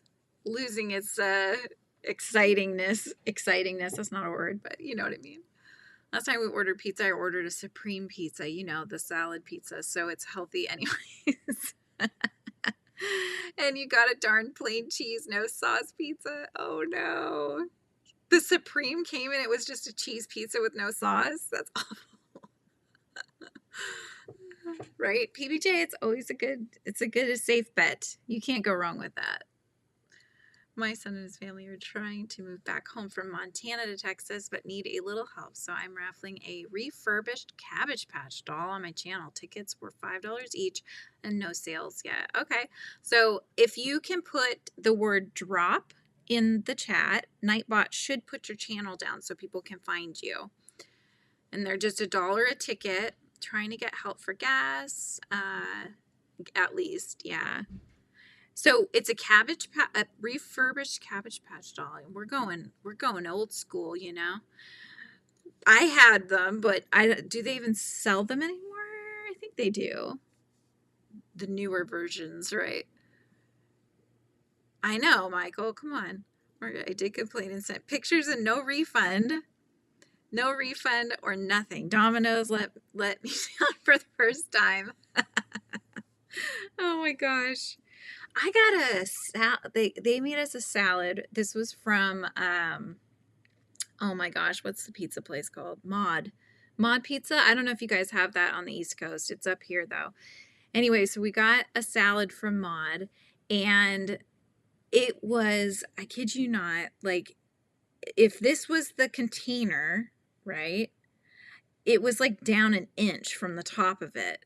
Just a little tiny bit, and it was mostly the part that you wouldn't even want, like the part closer to the end that's chunky and it's not as leafy and lovely. It was gross. I'm like, what is this? You know, and the little dressing containers, they only filled them like this full. And so it was not good. Oh, there you go. Kayla's back on hanging out. I have friends that don't put cheese on their pizza. That's not pizza. That's bread. That's saucy bread. Usually make peanut butter toast. Yes, peanut butter toast. Delicious. My great-grandmother was one of the folks that made Cabbage Patch dolls in her home, and she had this huge mold for the heads. How cool is that? Hey, Emily, how's it going? We're talking about Cabbage Patch doll. Daigo is having kind of a fundraiser to help her family make it back down to Texas from Montana. So if you're interested in a refurbished Cabbage Patch doll, check out her channel, and she's got that fundraiser going on right now. Okay, where am I? I'm making an ear, you guys. Of course. Are they moving back by December 15th? Wow. And hello, Ellen. How are you? The last pizza you got had bacon, onions, mushrooms, and green peppers. They left off the back? Bacon. They left off the bacon? No bacon. Yeah, bacon's good. You all know those little sandwich toaster things that toast your sandwiches, but also cut them into triangles. I use that for a lot of PBJ toasted sandwich. I do not know what you're speaking of, Michael, but I want one. That sounds awesome. Sounds awful. No, that sounds awesome. So is it kind of like a press that makes the sandwich and also cuts it at the same time? What is this contraption you're speaking of? That sounds delightful. You could probably do grilled cheese in there, right? That would be good too.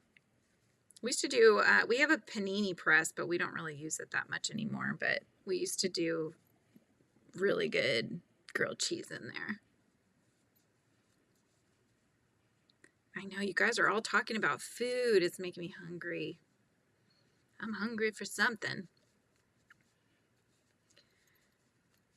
All right, since I forgot to put the stitch marker on, I'm going to do that now.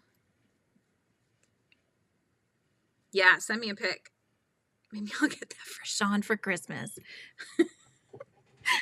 When you don't know what to get your husband, get you something that you want. Get him something that you want, right? But if it's like a something fun, like a device like that, then maybe he'll like it. Till they get their own place. He's my Navy son, due to he's not active. Navy won't. Oh, that's no good. That's not good. They should still help him out. I know, right, Ellen? I hope you have all the ingredients. There's only 3, so. Pizza puffs, grilled cheese, fruit filling. Oh my goodness, that's all sounding so good. They have those Uncrustables. Have you guys seen those? They're in the freezer section, and they're basically a PBJ in the freezer without the crust. So I think a lot of people will put them in the kids' lunches and stuff, because by the time they eat lunch, it in theory should be thawed out for them to eat. But they're pretty good. I've tried them. They're pretty good. French waffles and is it piselas or piselles? I'm not sure how you say it, but I know what you're talking about. My son loves those. Receive the tools to make them, as we have family recipes handed down. Thanks for that reminder, Michael. Yeah. PBJ with cherry jelly. Ooh. I need the bread. Yes, the main ingredient, Ellen. You can't have a PBJ with no bread. I mean, you could, but it would be more like a spoonful of peanut butter jelly. Waffle maker, I'd use it for French toast. Oh my gosh. Yeah, they're pretty good, you know. I mean, they're probably 5 times the price of making your own peanut butter and jelly sandwich, but in a pinch, I think they're good. Nice. Yep. Your 22-year-old daughter still eats Uncrustables. Well, my kids will still eat. They're very specific though, but they will eat we call them squeezies. I don't know if that's what they're called, but the pouches the kids will eat. But they like the Gerber's. They're like fruit and yogurt blends. So it'll be like there's a peaches and cream one, and there's a mixed berry yogurt one, and then there's a strawberry banana one. I think are the 3 flavors. So I'll get the box, and they just go to town. My son's 11. He loves these things, you know, and it's kind of sometimes the only way I can get him to eat something somewhat healthy, right? So, hi, Dreamy.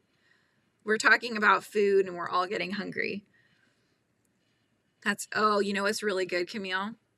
Do you got any, like, bag of chocolate chips into the peanut butter? That's a really good combo. I used to do that. That would be my snack at night. I'd go and watch a show, just go downstairs, pour some of the baking, you know, semi-sweet chocolate chips and stuff, pour that in there, a decent amount, and then just sit there with a spoon and go to town. Yes, those were the ones that I had a Kickstarter up recently. It was 2/3 of the way successful. So we almost made it. And these are the official plushies. I actually just got them recently, but these were the official ones that were in the Kickstarter of Sprinkle and Nanner. So I was trying to get them manufactured so that I could have them at a cheaper price, because with handmade, it tends to be more expensive because of how long it takes to make them, yada yada. So they would have been at a better price. I was actually going to make them, we were talking about making them bigger too, like 9-inch plushie size, like my bee here, right here that I have. That's Frizzy Bee. He's about 9 inches, just his head, not the wings, but about that size. So we were talking about that. And I love them. So I'm still looking into it, but this particular manufacturer made me buy 500 of each, which is a very expensive investment when you're not sure how well they'll sell and all that jazz. So it's still gonna happen. I just need to actually have the time and sit and focus on it. I'm gonna redraw the characters and just really try to kind of make them each feel really unique, and then we'll try it again. Right? They're so cute. I love plushies. Handmade or otherwise, I love plushies. Oh, your hubby nibbles them? My hubby was the one that actually told me I should put them in the peanut butter.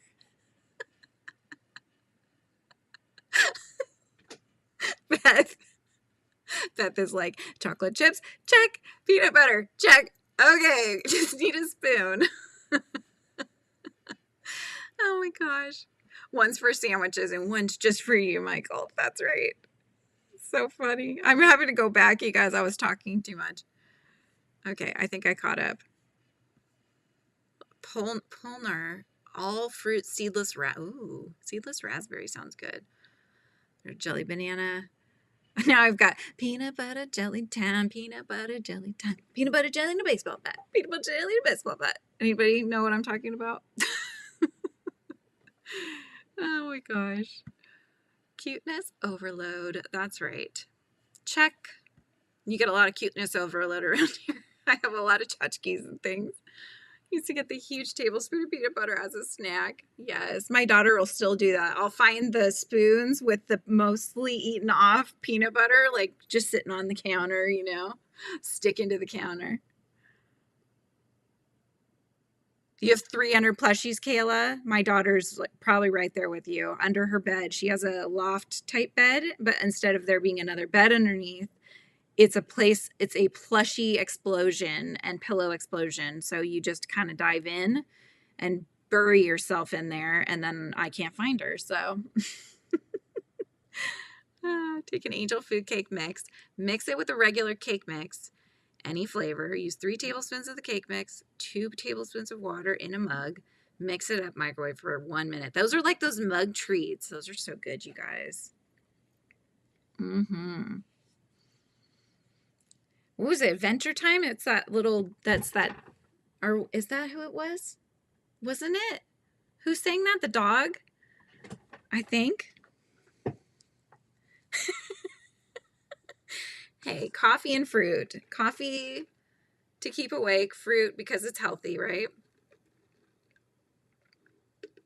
We have fruit flies around though lately, and I keep trying to make those traps to get them. This is funny, you guys. I think you'll appreciate this little story. So you can make a trap for fruit flies. Raise of hands. Anybody have any going around right now? I guess it's the season. But anyway, so you can make a little trap, and it's apple cider vinegar and then just a little titch of dish soap. Just mix it up, right? And then you put cellophane over it, take a toothpick and poke some holes big enough for them to go into. They're not very smart. So they like the smell, they go in, they can't figure out how to get out. If they drink it, it has dish soap in it, which, so it usually works pretty well. Well, it's working. I think I caught like 6 of them, but they're still randomly flying around. Like there was one, you might have seen him in the camera. I was I was watching him, but there's one that hangs out here upstairs. I don't know what he's looking for, but anyway, my mother-in-law, she drinks wine, and there was one day where she had drank it down to, had some still in the thing. She got tired. She set it down, went to bed. Next day, kid you not, had 20 fruit flies in there. So I think we're wrong. Stop buying everything. Just get a shot of wine, stick it in the bottom of a glass, and set it there, and they will just swarm in, and then they'll be gone. I'm gonna do that today. Actually, I need to do that. Maybe set out a couple. Just to make sure. I'll put one up here in my room because I have that weird one that's hanging around here somewhere. But it's so funny. I'm like, I try to catch these things. I get 6. She gets 20 and doesn't even have to try. Oh, it's so funny. You've been having them too, Margaret? I just don't like them. I don't know where they're coming from, but Oh my goodness. The socks are way too long for him. Guess his mom is getting these socks. Oh my gosh. Hey, you know, it could be a new style for men. Knee socks. Bags of mini chocolate chips and noted attached. It said, "You've been bad, so here's the scoop. All you get is reindeer poop." It's awesome. I love that. Oh my gosh. It didn't work for you, Margaret. The wine didn't work. Ah, shoot. I thought we were onto something. Apple cider vinegar. Found out bananas carry fruit oh, gross. Don't tell me that, Emily. Ew. And I like bananas too. Gross. Oh. Are they on the outside? Tell me they're on the outside, not they don't make it in there, right? It's on the outside. We're gonna go with that. Oh my gosh. Yeah. Drunk little fruit flies going around. Hey, you know what? They KO'd in a happy way, you know? I mean, $2 tickets for the fundraiser. No worries. That's pretty cheap. I've actually seen people do that. Miss C's in the house. Hello, Miss C. How are you, my dear? Oh, the wine did work, Margaret. Okay, good. You get fruit flies or something similar from the soil in my potted plants. Yes, Stephen. I had one that I had a plant up in my office here, and I ended up having to take it out because the same exact thing. They're not fruit flies. They are a different kind of little gnat bug thing that I know exactly what you're talking about, though. It's very frustrating when they happen to be in there. Right now we're talking about fruit flies, Mrs. Missy. Maybe that is the right time. I mean, this is a heated topic. You know, we're talking about how to get rid of them. Okay, Camille, I'm glad you could come and pop in, hang out for a bit. Yeah, them pesky fruit flies. I just can't stand them. They're so frustrating. I had a friend of mine that this was back when I was having wine, and so this is several years ago now. But I was at her house, and she had her. It was like a compost thing, but it was in the house. The lid was on it, but I don't think it was like a super tight lid. Anyway, there were so many in there that you had to actually hold your cup with your hand over it because they were just swarming around you. It was terrible. I was very skeeved. I'll be honest. I was like, so gross. Yeah, you should. Do you hear it make that zzz, like the sizzle sound? It's like smoke coming off. Oh my gosh. It's weird. So my mom gave us this blue, it's like you plug it in, it's a little sheet, it's a sticky sheet, but it has a blue light. And she gave us one and it worked. Like it really took care of fruit flies, and you could pull it out and look at the back, and there they were. They had all got stuck on there. It was perfect. Well, we didn't have replacement ones, and so we found a different one that was a similar brand. We bought it, we plugged it in, and I've caught 3 mosquitoes and only 1 fruit fly. So whatever the wavelength is on this blue light, it catches mosquitoes, not fruit flies, because the fruit flies are like, peace out. That doesn't look appealing to me, you know. But it caught 3 mosquitoes, which I'm thankful for that, you know. I didn't even know we had 3 that somehow managed to get in the house, but it did catch those. So I think I need multiple catchers is what I'm learning here. Whenever it's bee season, Kayla says, you can get a bucket, put soap water in it, put boards on top, and meat under the boards. You can catch like 90 yellow jackets. I hope it doesn't catch the bees because the bees are actually really good. But the yellow jackets, yes, those can go away, and I'd be happy with that. Those are just there to sting you. Hey, you know what? I would, Simply Arden, I would definitely get used to the sound if you would get rid of them. Okay, Margaret Stevens, Margaret's got the answer. Unpot your plant, put the dirt in an old cookie sheet and bake it at about 200 degrees Fahrenheit for 30 minutes. Wow. So that just nixes them out. And then you can then they become back into the earth. Just add back into the soil, and that's the end of it. Wow. Hey, there you go. Margaret is always the one that has all the information, Steven. Steven's the one that also has really good facts. So you can shoot us with any of those facts anytime, Steven. I love reading these little things that you've come up with. Oh my gosh. Is that what they're called, Margaret? Midges. So it's probably the other name for whatever that gnat is, right? Hey, whatever we got to do, when Al figures out what wavelength people work at. Oh, AI. I read that as Al. When AI figures out what wavelength people work at, right? Raw meat or it won't work. Oh, that makes sense though, because they're carnivorous, right? So that makes sense. How interesting though. See, this is a very insightful conversation we're having. We're learning things. I like it. Okay, Lana, thanks for hanging out with us. We'll see you next time. Used to get slugs by the pool. Found out they loved beer. Put beer in a pie tin and voila, drowned them all. Oh my gosh. See? We're just having to find out ways because they're just all over the place. We need to figure out a way to get rid of, they call them elder beetles out here, but I'm pretty sure they're just stink bugs. But there's a season in Washington and they are all over the place. And I am not a big fan. Yeah, they crawl, like you'll just watch them just crawling on the windows and stuff. My brother's house, it gets pretty bad. They find ways to get inside the door, the window door jams and stuff, and then they'll find a way then to get in the house. So you got to be careful. Slugs by the pool too that liked beer but not bug ones, just saying. Oh, you're so funny.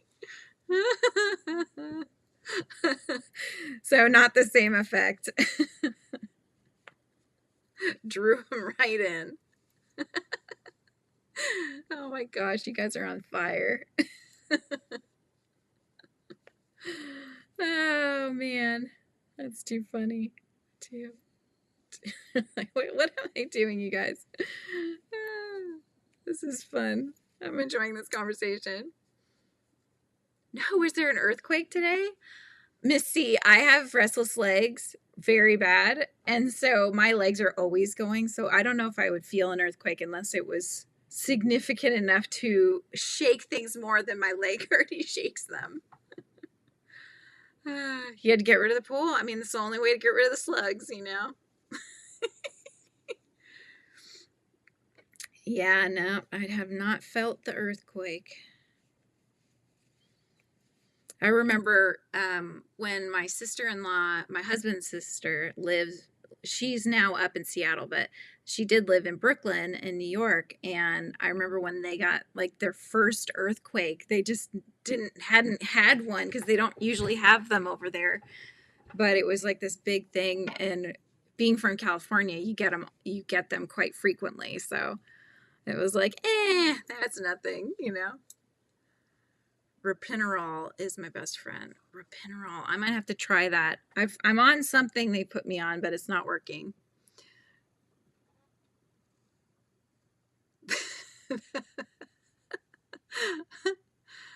Not AI, it was Al. Oh my gosh. You're in Northern California? For sure felt the earthquake, Miss C. There is even a tsunami warning. Really? Oh my goodness. I'm originally from the Bay Area, so West San Jose area. Oh, okay. Steven's here with a bee fact. An average beehive can hold about 50,000 bees. Very cramped. Thank you, Honeybee Nut. Yes, quite closed quarters, right? Oh my gosh. It was a 7.0? Wow.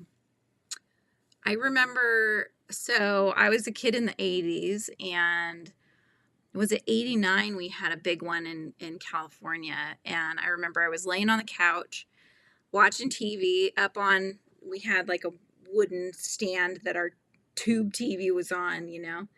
And I must have been kind of dozing because I opened my eyes and the TV was on the ground, but I was like half asleep, I think. And so I was just still watching it, it being on the ground, and my mom was screaming to get out of the house because books were falling off the bookshelves and it was becoming dangerous. And I'm just half asleep. I'm like watching the TV. It's falling down.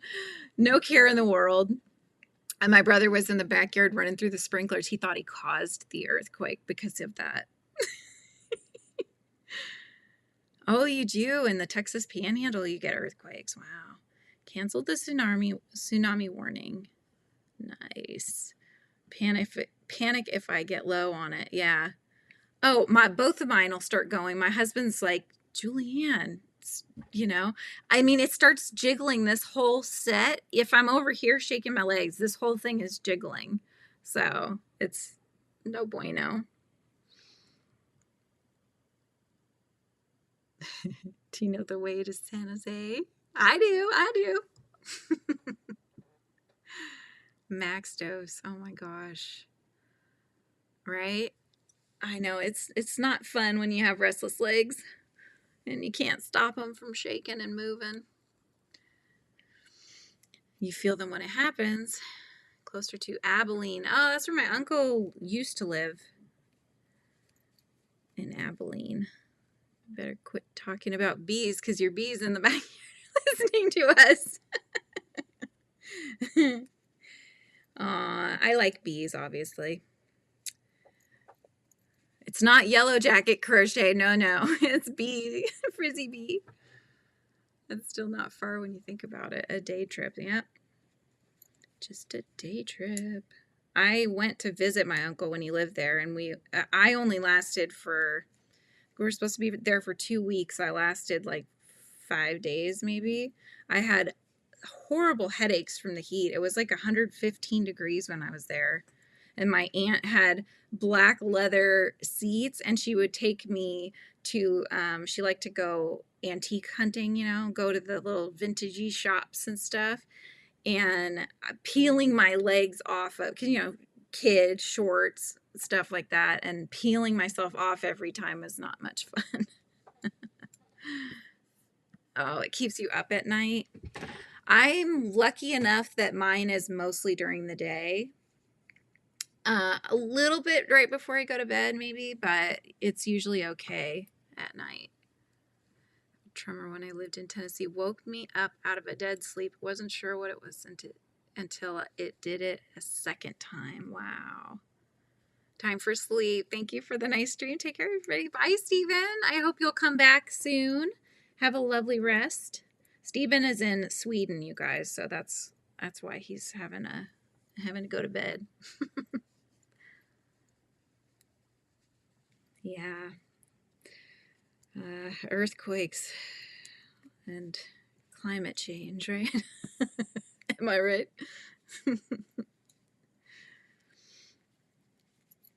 Okay. Where's my other ear?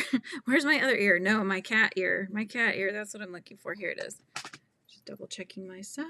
I think I'm on the last one.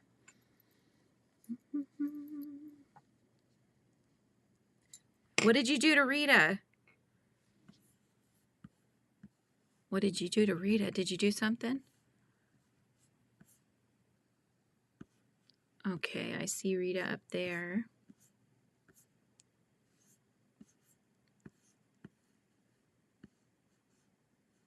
Oh, Rita's in Sweden, so it's only 10 p.m. in Sweden. Well, you know, I mean, we have the time change. We were talking about that earlier, Rita. And I'm getting tired at 9:30 now. So the one in 89, I was watching the World Series. Okay. Yeah, that one was crazy. That's like the one we all remember, you know.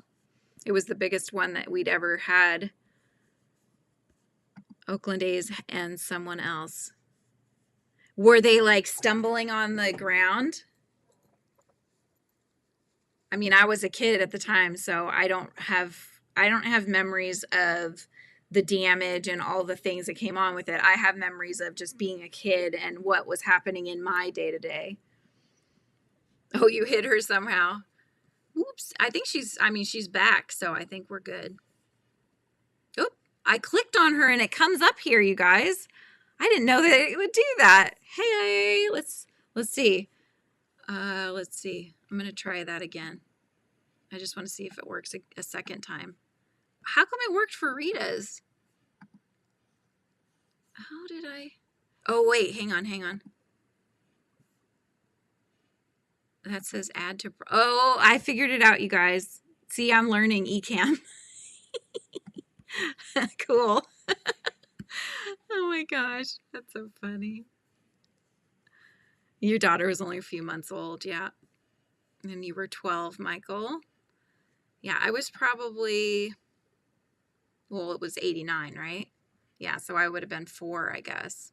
Because oh my God, am I 84? I was 84. I'm like doing the math. Hi, Christy. How are you? You are special, Rita. You're very special. I'm just glad I figured that out. I've seen so many people doing that on their lives, highlighting comments when they come up. I had no idea how to do it. I just literally click on your image next to your comment on eCam, and it pops it over onto my other side here. So see, we learn something new every day. Now, if I could just figure out how to I'm trying to figure out how to use eCam to do music too in the background. And the only way I've shaboobied my way through it is to have it playing like on a tab. And then you might be able to hear it. It's, like I said, it's not the best, but I think I need the actual music files to have it play gently in the background so I can adjust the sound levels and stuff. Recovering, yeah. Oh, good, because your hand, I know your hand's in a cast right now, right? And you'll be able to crochet after Christmas.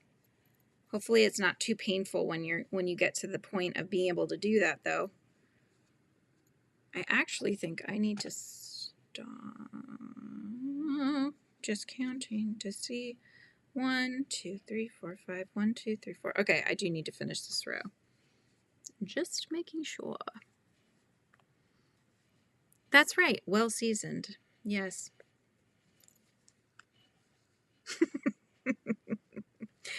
Hey, I liked the chat before. We were talking about flipping the dates, right? Flipping the years and stuff.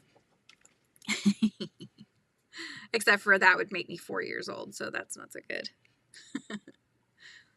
All right, let's see. 1, 2, 3. 1, 2.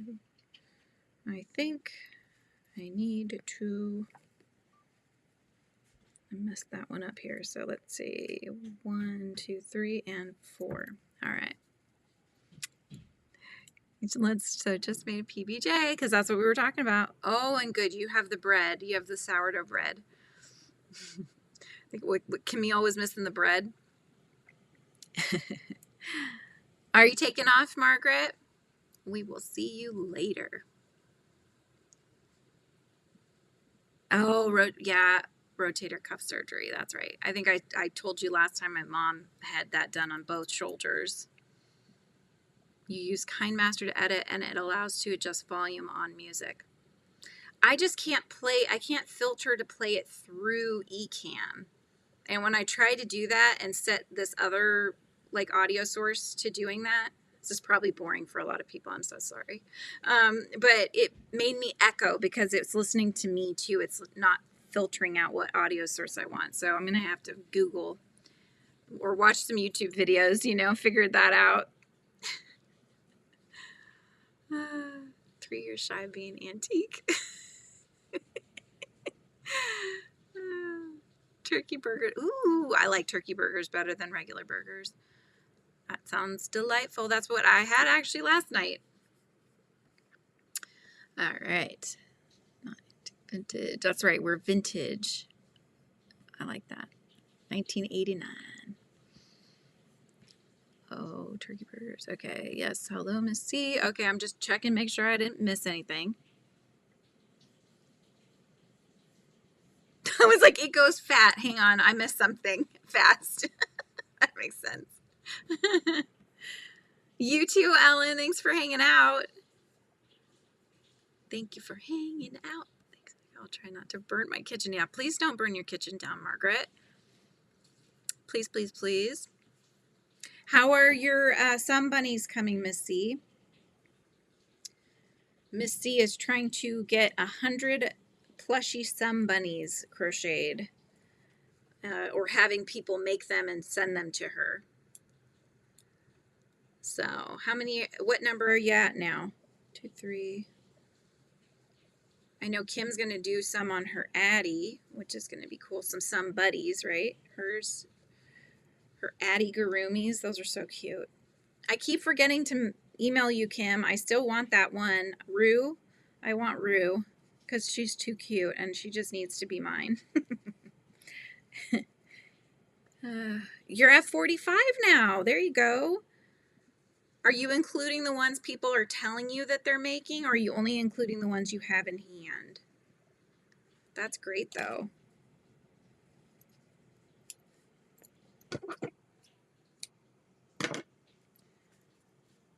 I love it when people come together to make stuff for kids in need. That's what she's doing this for. And she's doing this for kids in Appalachia.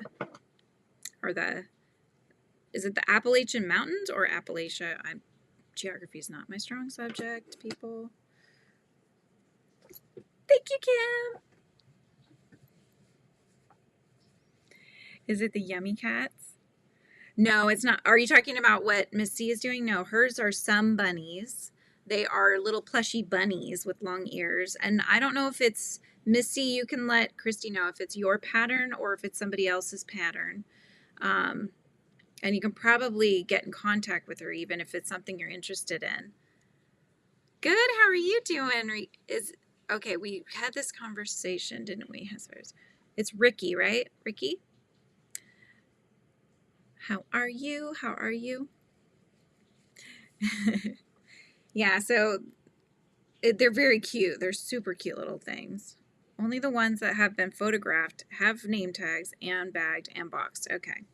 Because I've heard a lot of people saying they're making them, so I'm just wondering, how many are you actually going to have, or do you have coming your way? That's such a good idea, though. At some point, when I'm not feverishly, I was going to try to do it this year, but I don't think that's going to happen because I'm feverishly trying to make orders and things.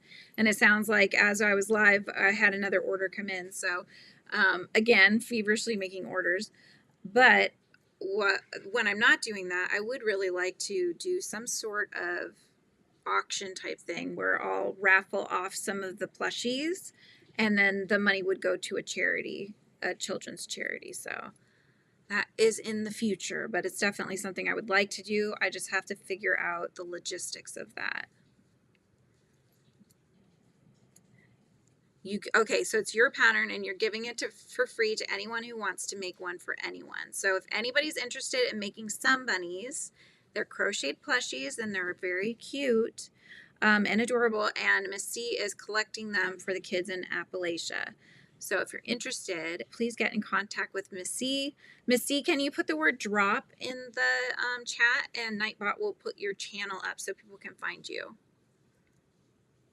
And it needs to be to her by the 10th or so. So, okay, so this is kind of on a crunch, but if there's any possibility that you could do that, that would be awesome. Okay, Kim. I was going to too, but we're still hanging out, and I still had quite a few people hanging out with me, so I figured I'd just keep going. I'm working on things, so I feel like I'm still being productive. But I hope you have a good rest of your day, Kim, and I will tune in and see you tomorrow morning. Oh, awesome. You're going to make one for your great granddaughter that was just born. And Missy, I think we've had this conversation, but you do this throughout the year, or is this only this once at the end of the year? So if people can't get it to you by the 10th, are you going to be collecting more for the future? Oh, there you go. Okay. Might just drive them up. Did a tutorial for the Somebodies. If anyone wants to watch it and make some. Yes. The Somebodies are made on the Addy. Kim did them, they're Addy Gurumis. They're very cute. And Kim put drop in there too so people can find you. If you're not already subscribed to Kim, you should, because she's awesome. She is awesome. I love hanging out with her every morning. We do coffee with Kim, so coffee's at her house.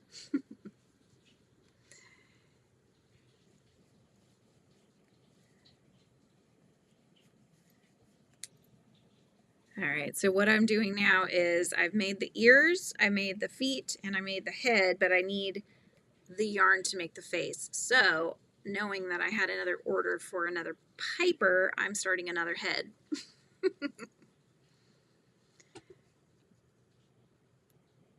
So you've been doing this for 4 years. So it sounds like they need to get it to you by the 10th for this year, but if they can get it to you later, then that can go for next year. And there is Fortunate Creations. That's Kim. So throw some yarn in Kim's window, please. She is awesome. We all know her here on the YouTube streets, right? And if you don't, you should. Yeah, I don't know. I get frustrated watching Kim only because I've seen her or I've heard about her needles breaking a lot, but I think it's because she's trying different yarns on the Addy, which tells her if the Addy likes them or not, right? If the Addy's needles break, then she knows that it doesn't like them like that. That didn't like the scrubby yarn. Did not like the scrubby yarn, and it broke the needle. Oh, the dinner bell rang. Okay. See you later, Missy. Yes, Kim is lovely. I get up and I am on her lives every morning. Even if I'm lurking and listening while I make lunches for the kids, I'm there. So that's it. Yep. And Mama C. Yep. Miss C's cottage is also lovely. We have so many nice people in the community. I'm just loving being here and hanging out with everybody. So from here, so excited for your new Christmas plushies if you come out with them. That was another thing I needed to get done, Kayla. I don't know if they're going to happen this year, my dear. I wish that they would. I drew up a Christmas tree cat, and it's still sitting as a drawing. I'm trying to do 2 businesses at once, basically. I'm trying to monetize my Frizzy Bee Crochet channel and start memberships on that one for all my fun crocheters out there. And then I'm also getting the Yummi Cats brand going. So it's like chicken with my head cut off, you know? I squirrel every day. Squirrel, squirrel, what am I doing next?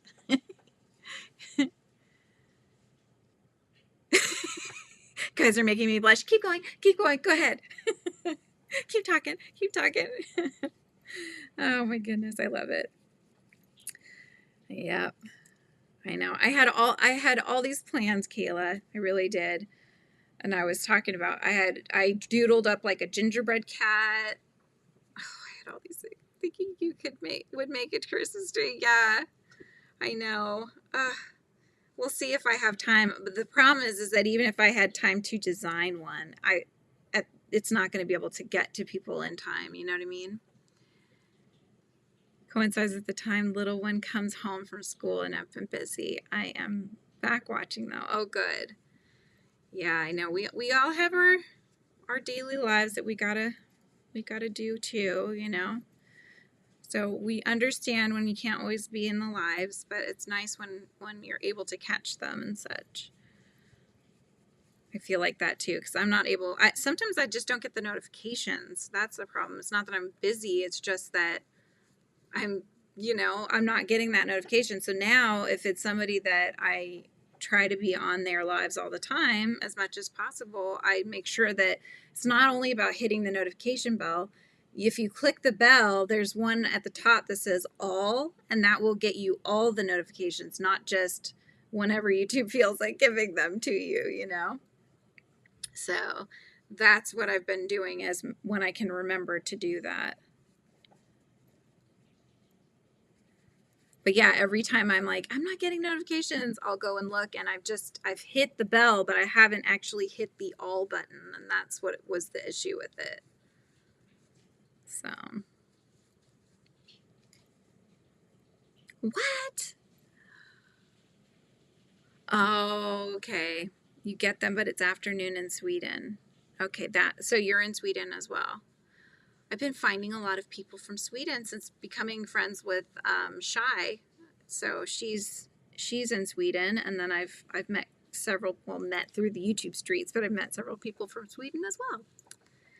Couldn't find your Christmas tree decorations. Hubby said he may have thrown them out. How do you throw out the Christmas tree decorations by mistake? How sad.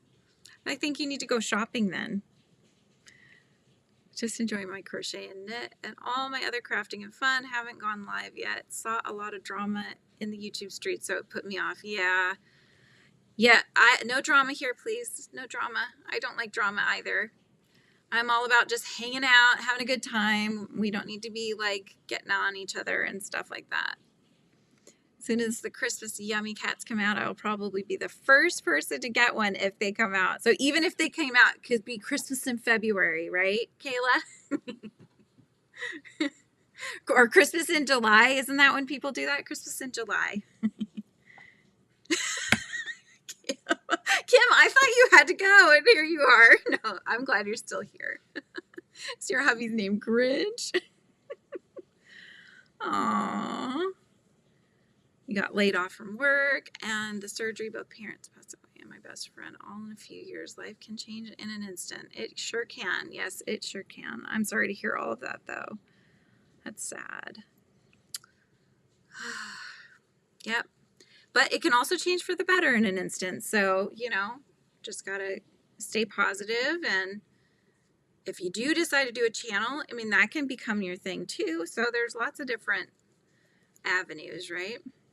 I got laid off actually the very beginning of the summertime this year. And so that's when I really started, you know what, I'm going to get my channel back going again, because I'd gotten demonetized since I hadn't been posting. I was working full time. I didn't have the time to also run a big YouTube channel, And so now I'm reworking on getting that back, but I'm getting there, guys. I was at 2,883 hours or something like that.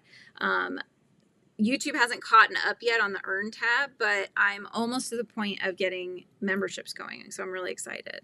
I just need like less than 200 hours, only 120 hours. So really close. Yeah. Don't let that make your decision, Christy. Just find those that don't like the drama and hang out with us, It would be nice to go shopping. No funds. Okay, I get that. Yep. I'll make paper chains and red Christmas flowers with coffee filters. There you go. There you go. You could do those popcorn strings, with like the little cranberry things, or omit the cranberries, because I don't think I've ever done them with the cranberries. We did one year do the popcorn though. That's right. No drama for this llama. You keep that over there. That's right. Scrap yarn ornaments. Use stuff from around the house. Craft your tree. Yep.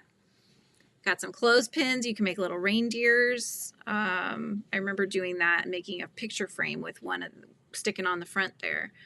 But yeah, you got, those little paper doilies from the Dollar Tree. You could do stuff on those.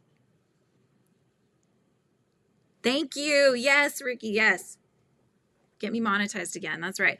I am so excited, you guys, not just to have members and monetization, all that stuff, and to try to contribute to our family a little bit more than I am since I got laid off. But anyway,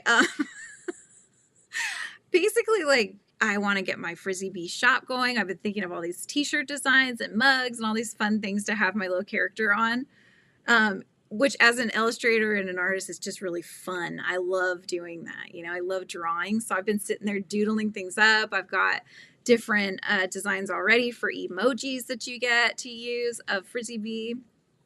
So I'm really excited.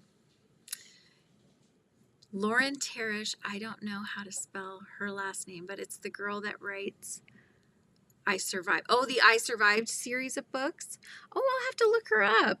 I know the books you're talking about, but I don't know what she looks like. Angels Made from Neckties, yes. Kim, do you already have the video on your channel for that, or is that one that's coming? Kindergarten Craft School, that's right. Yep. In fact, Little Treasures by Nancy had a Christmas tree, or has a Christmas tree, and she was inviting all of her friends to make her handmade ornaments. So, and if you have scrap yarn, and I have tutorials too, but like, I was even thinking like this little bee present. These are bee presents, you guys. These would be cute, right? You could make those as little ornaments. Just put a little hook on the end of them. They're like perfect size for an ornament. Am I right? Yeah. And they're like presents because they're square. They're meant to be like that. Just saying. I'm just saying. You know, it's like squirrel around here, but I remember she showed them off on the live. I didn't know if Kim had the tutorial up if people wanted to make them yet. Tons of mini marshmallows with my one good hand and added them to my dollar store decoupage cup ornaments. That's awesome. You wounded yourself. Yes, that's the one you hurt yourself on. Yeah, you're probably like, I'm not doing a tutorial anytime soon, right? I was in the UK. I saw a lot of angels made with wooden clothespins using fabric from loved ones' nightgowns or clothes they had worn that had passed away. That sounds like a great idea, a great way to use those. Yeah, I mean, those are the ones that are my favorite. Whenever we put the ornaments up, I have random ornaments that the kids have made. They've had ones that were snowflakes. They were just popsicle sticks that they put, you know, like one up, one across, you know, kind of thing. Oh, hi, Merlin. Hang on, my cat wants some love. Oh my gosh, this is Merlin.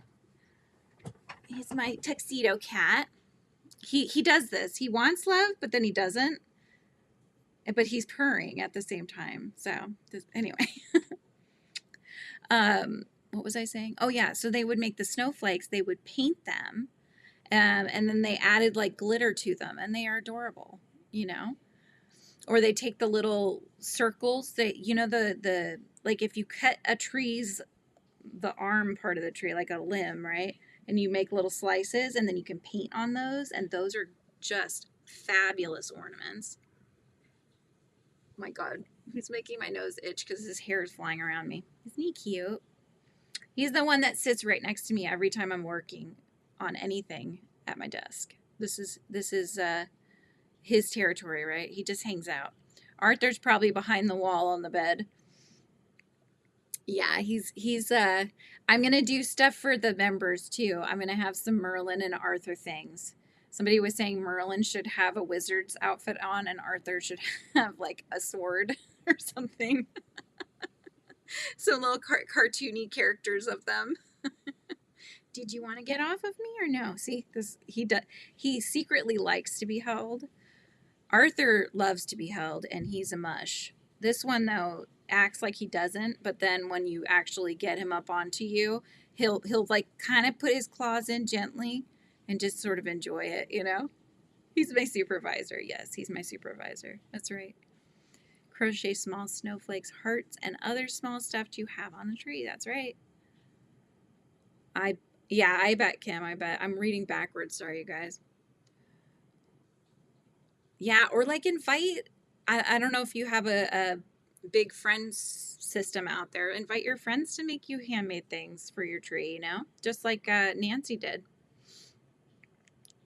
My grandma had a cat named Guinevere and another one named Merlin. So funny. I know.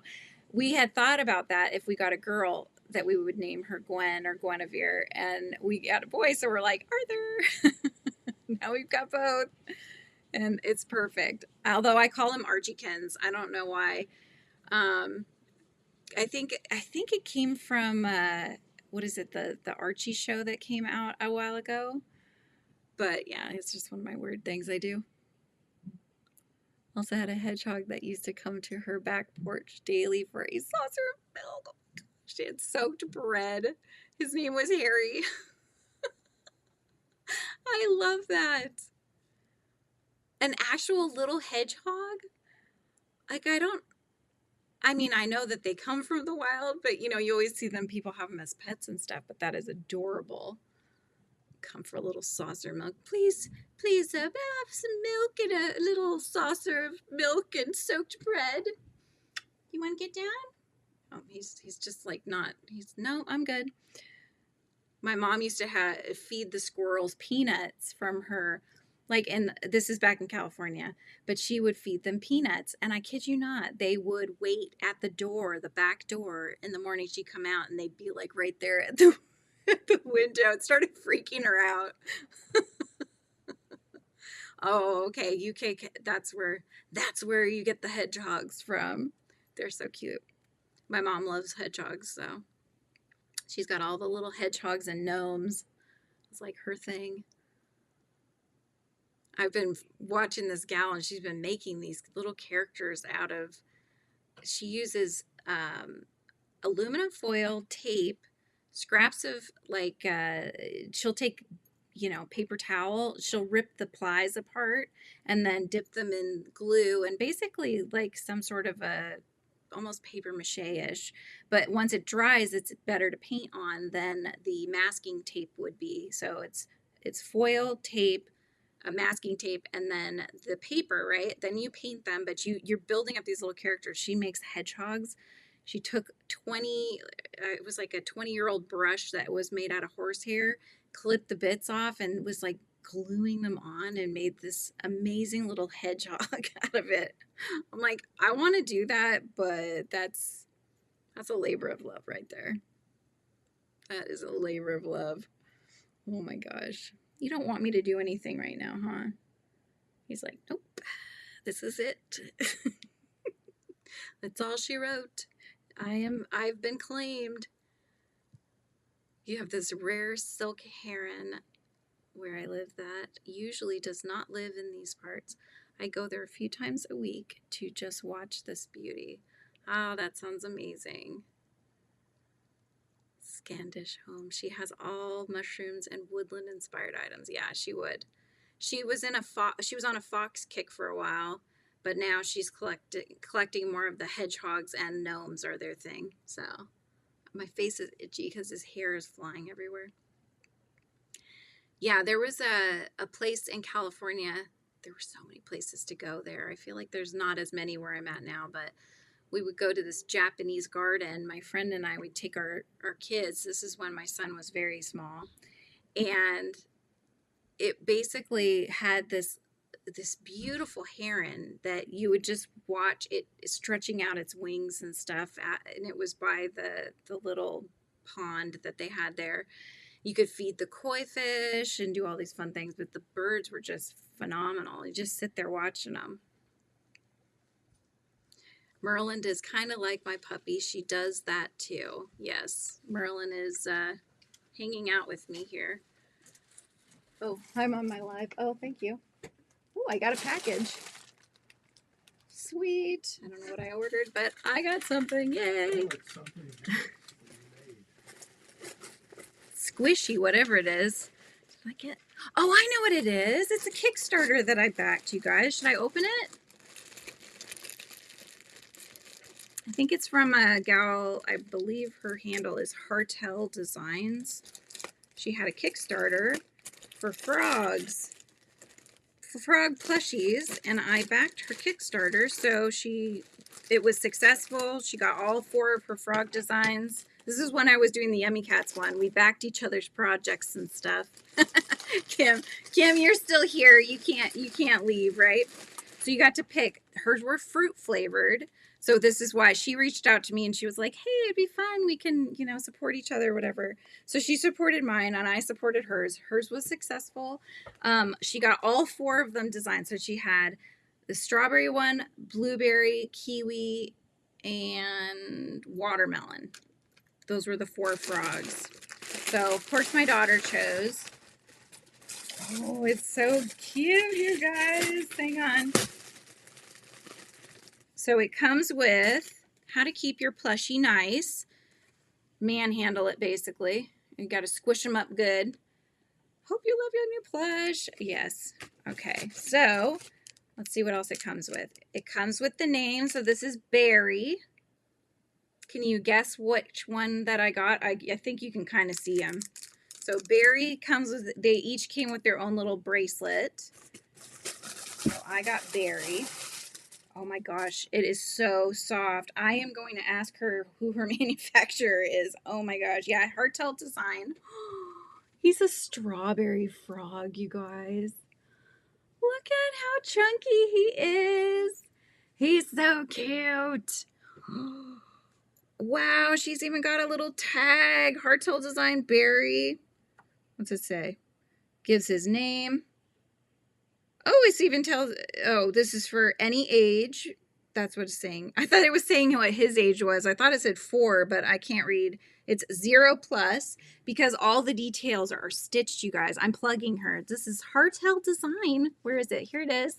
Go check her out, you guys. Hardtail Design. I got Berry the strawberry frog. Oh my gosh. My daughter's going to steal him. Yes, Kayla. My daughter has not 1 elf on the shelf. Technically, she has 3. She has the 2 that have the like hard plastic face. One is Holly, one is Simon. It's a boy and a girl. And then she has a fabric like plushy one, and which that one doesn't count apparently. I mean, it counts, but it doesn't move as the other ones do. So, and Simon is quite cheeky. He likes to hide a lot. So he's all over the place. Kim's too curious. She's like, I gotta go, but I can't. I gotta go, but Julianne's looking at something. Oh my gosh. You're in Northern California, Christy. You're not too far from me. You're not too far. I'm just trying to make sure I didn't miss anything, you guys. It's so soft. This was like, so I had the manufacturer made, I had 2 different manufacturers. I almost went like this too. No, 2. I had 2 different manufacturers. One of them, I loved working with them. See, I don't want to let him down because he's so soft, you guys. He's like, he's very plushy. This is what I wanted. I wanted plushy for my Yummy Cats. This, they're not, you guys, I don't know if you can really tell the hair. I'm just holding them close so you can get a better idea. But you see how plushy these are? And these are not. They're soft. They're super soft, but it's a much thinner fiber that they used, right? And I was asking them to make it more like this, but they were saying they were going to have a hard time with doing the markings how I wanted. This is supposed to be like whipped cream.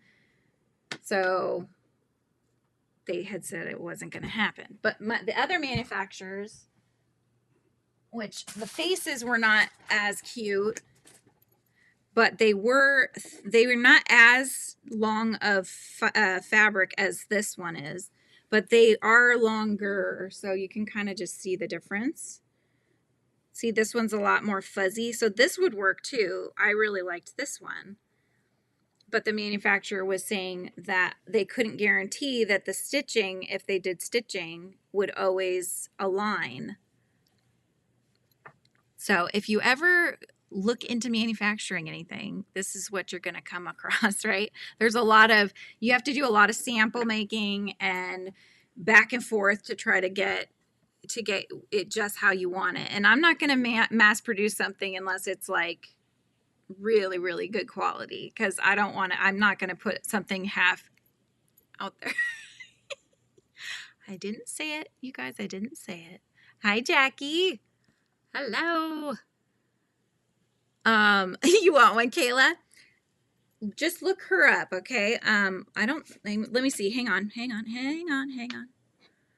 Okay, get your phone out if you have one. She has a QR code, you guys. Here, I'm going to hold it up and I'll try to keep it steady. I don't know if this will work, but you guys could try it. You could see if that works. But this gives you, Instagram is at hardtaildesign, hardtaildesign.com. There's her email. And there is the QR code. Your elf peed in a cup and said it was lemonade. Oh my gosh, Kayla, that's hilarious. Did you have any of them leave a little Hershey kiss behind too? That's amazing. Not a soft and raised. Christy is at Honeybee Hedgehog Designs.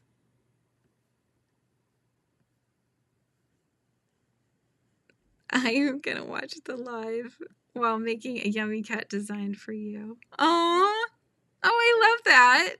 Yes, make me things. I have my, if you guys want to send me any happy mail to unbox on the channel, just as I did with Barry, I am happy to do that. I have in my description below my P.O. box. You keep hearing a few names too, but I cannot see them. Yes, so Ricky, you're probably over on Yummy Cats. So I'm live right now on two places. I'm on Yummy Cats because I've been working on Yummy Cats and talking about Yummy Cats. And I'm also on my Frizzy Bee Crochet channel. So if you're not already subscribed to me on my Frizzy Bee Crochet channel, you should be, because we hang out quite a bit over there. Because I'm crocheting a lot. And so most of the time I'm on the Frizzy Bee channel, but if it's related to the Yummy Cats in any way, then I will also dual stream on my Yummy Cats channel. So I've got two channels, okay? That's why you're not seeing each other. It's kind of like when Kim has her lives and then she's got them streaming to Facebook as well. You know, you won't always see the comments from both, but I see both comments. That's why. You thought you're going crazy. There's been times that, was it Panda was in one? I was in one of yours, Michael, I think. It was one of the panel ones, and I was not seeing anybody's comments, and I couldn't figure out why. And it was because they were on one of your other panel members' channels. There you go. Yeah, so sometimes I might only have a few people on the Yummy Cats channel. But yeah, most of the people in the chat right now are on my Frizzy Bee channel. And Daigo's now on the Yummy Cats. You guys are like playing hopscotch here. Oh, I'm so happy with Barry. Barry's so cute. I love this. Do you want to see the other one that I did? She didn't do a Kickstarter. She did a pre-sale. But I ordered Uncomfy, is so UNCOMFY, Uncomfy. She's an artist. She does like sculpting with clay, polymer clay and such. But she had one of her designs made as plushie, and I bought it, and I got it recently. Yes, I can see you, Christy. That's why Michael couldn't see you. Okay. Yep. So funny. You guys are all playing hopscotch. Do you want to see? I got her Maxine the goldfish. Do you want to see the goldfish? She's so cute. She has a fruit on her head. I'm just showing off all my plushies. Oh, no, you don't need the bad jacket. He's like, it's okay. I don't know who Christy is. Who's Christy? See, and now Daigo can see Kayla because Kayla's over on my Yummy Cats channel. She's one of my Yummy Cats fans. So, can I show you my goldfish? Anybody want to see a cute little goldfish with ginormous eyes? Okay, hang on. Hang on. Don't go anywhere. Don't go anywhere. I'm doing show and tell right now. This is how we roll. And I'll show you something else that I made that's not my pattern, but I'm very excited about it. Okay, here's Maxine the goldfish. You guys, you ready for cuteness overload?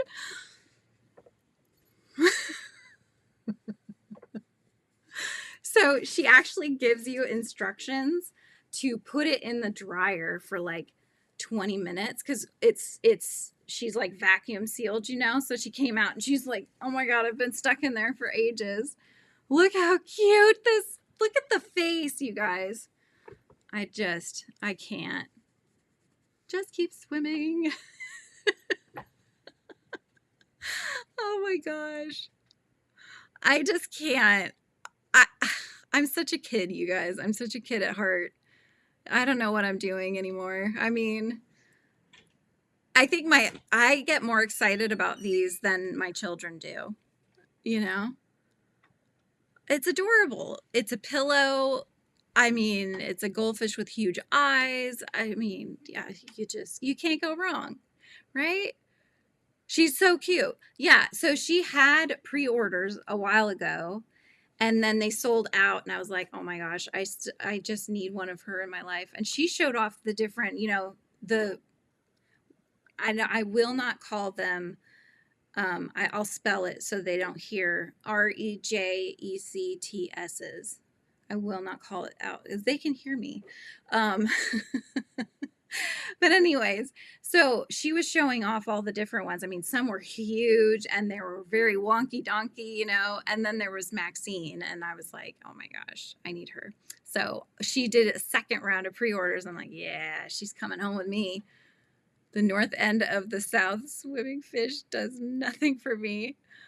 The north end of the south swimming fish. Okay, so this is not your jam. That's okay, Missy. Let me showcase another adorableness. This again is not my pattern, but I crocheted it. This is the one I showed it off in some of my lives, so I apologize if this is a repeat. But this is Peppermonte, the ginormous peppermint snail. It is so amazing and snuggly. I mean, look how big it came out, you guys. It's huge. Spun all the way around.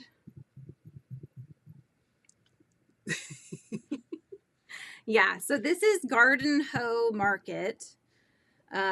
Is the gal on Etsy, and you can get the pattern for this big giant guy. But yes, this is Peppermonte, the peppermint snail, and he is amazing. I love him. My 10-year-old granddaughter loves plushies. Yeah, my kids do too.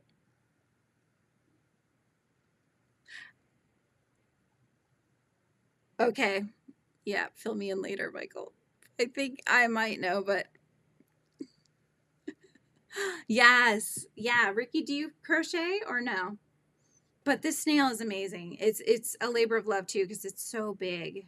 And I frogged it a couple times. I had some issues, but we got them all fixed up. So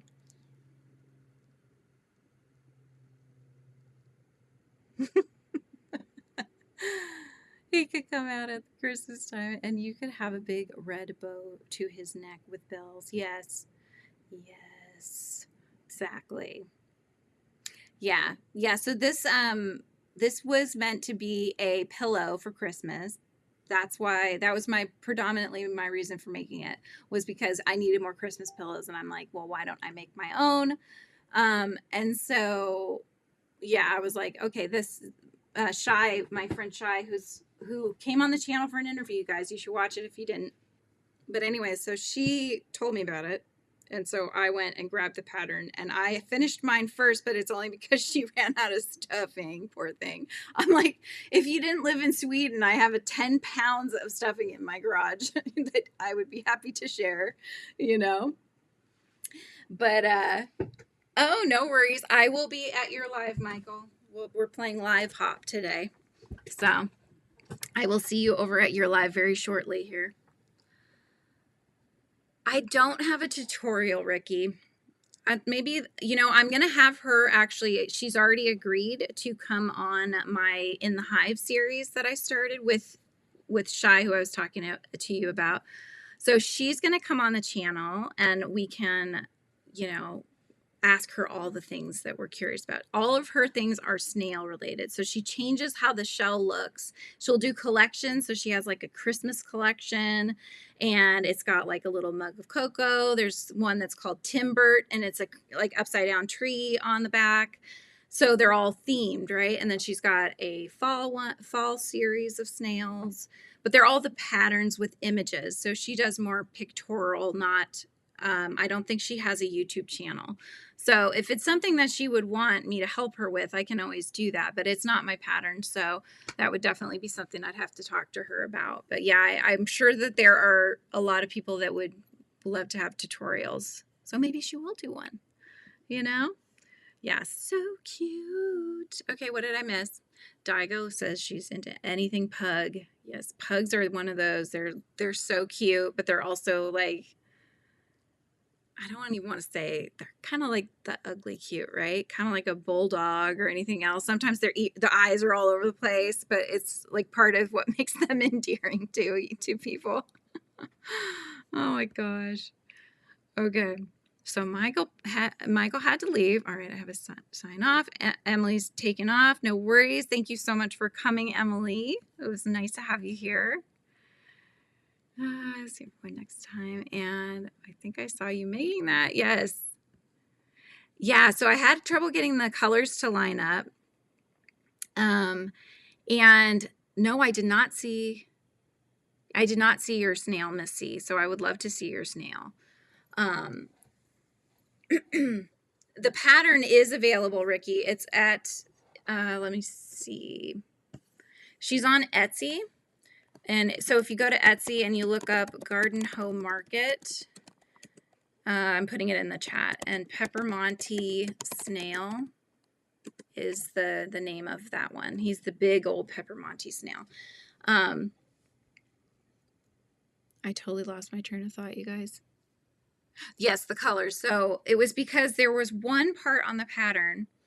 So she's very good at, she has testers and everything, and she had testers for this one, but for whatever reason, this one row it was saying to do the red when you should do the white, and the white when you should do the red. And so that was the row that broke my line. And I wasn't sure if it was just me because of it being a different kind of yarn than she used. Mine is very fluffy yarn, so it still touches the line, but it still felt broken to me.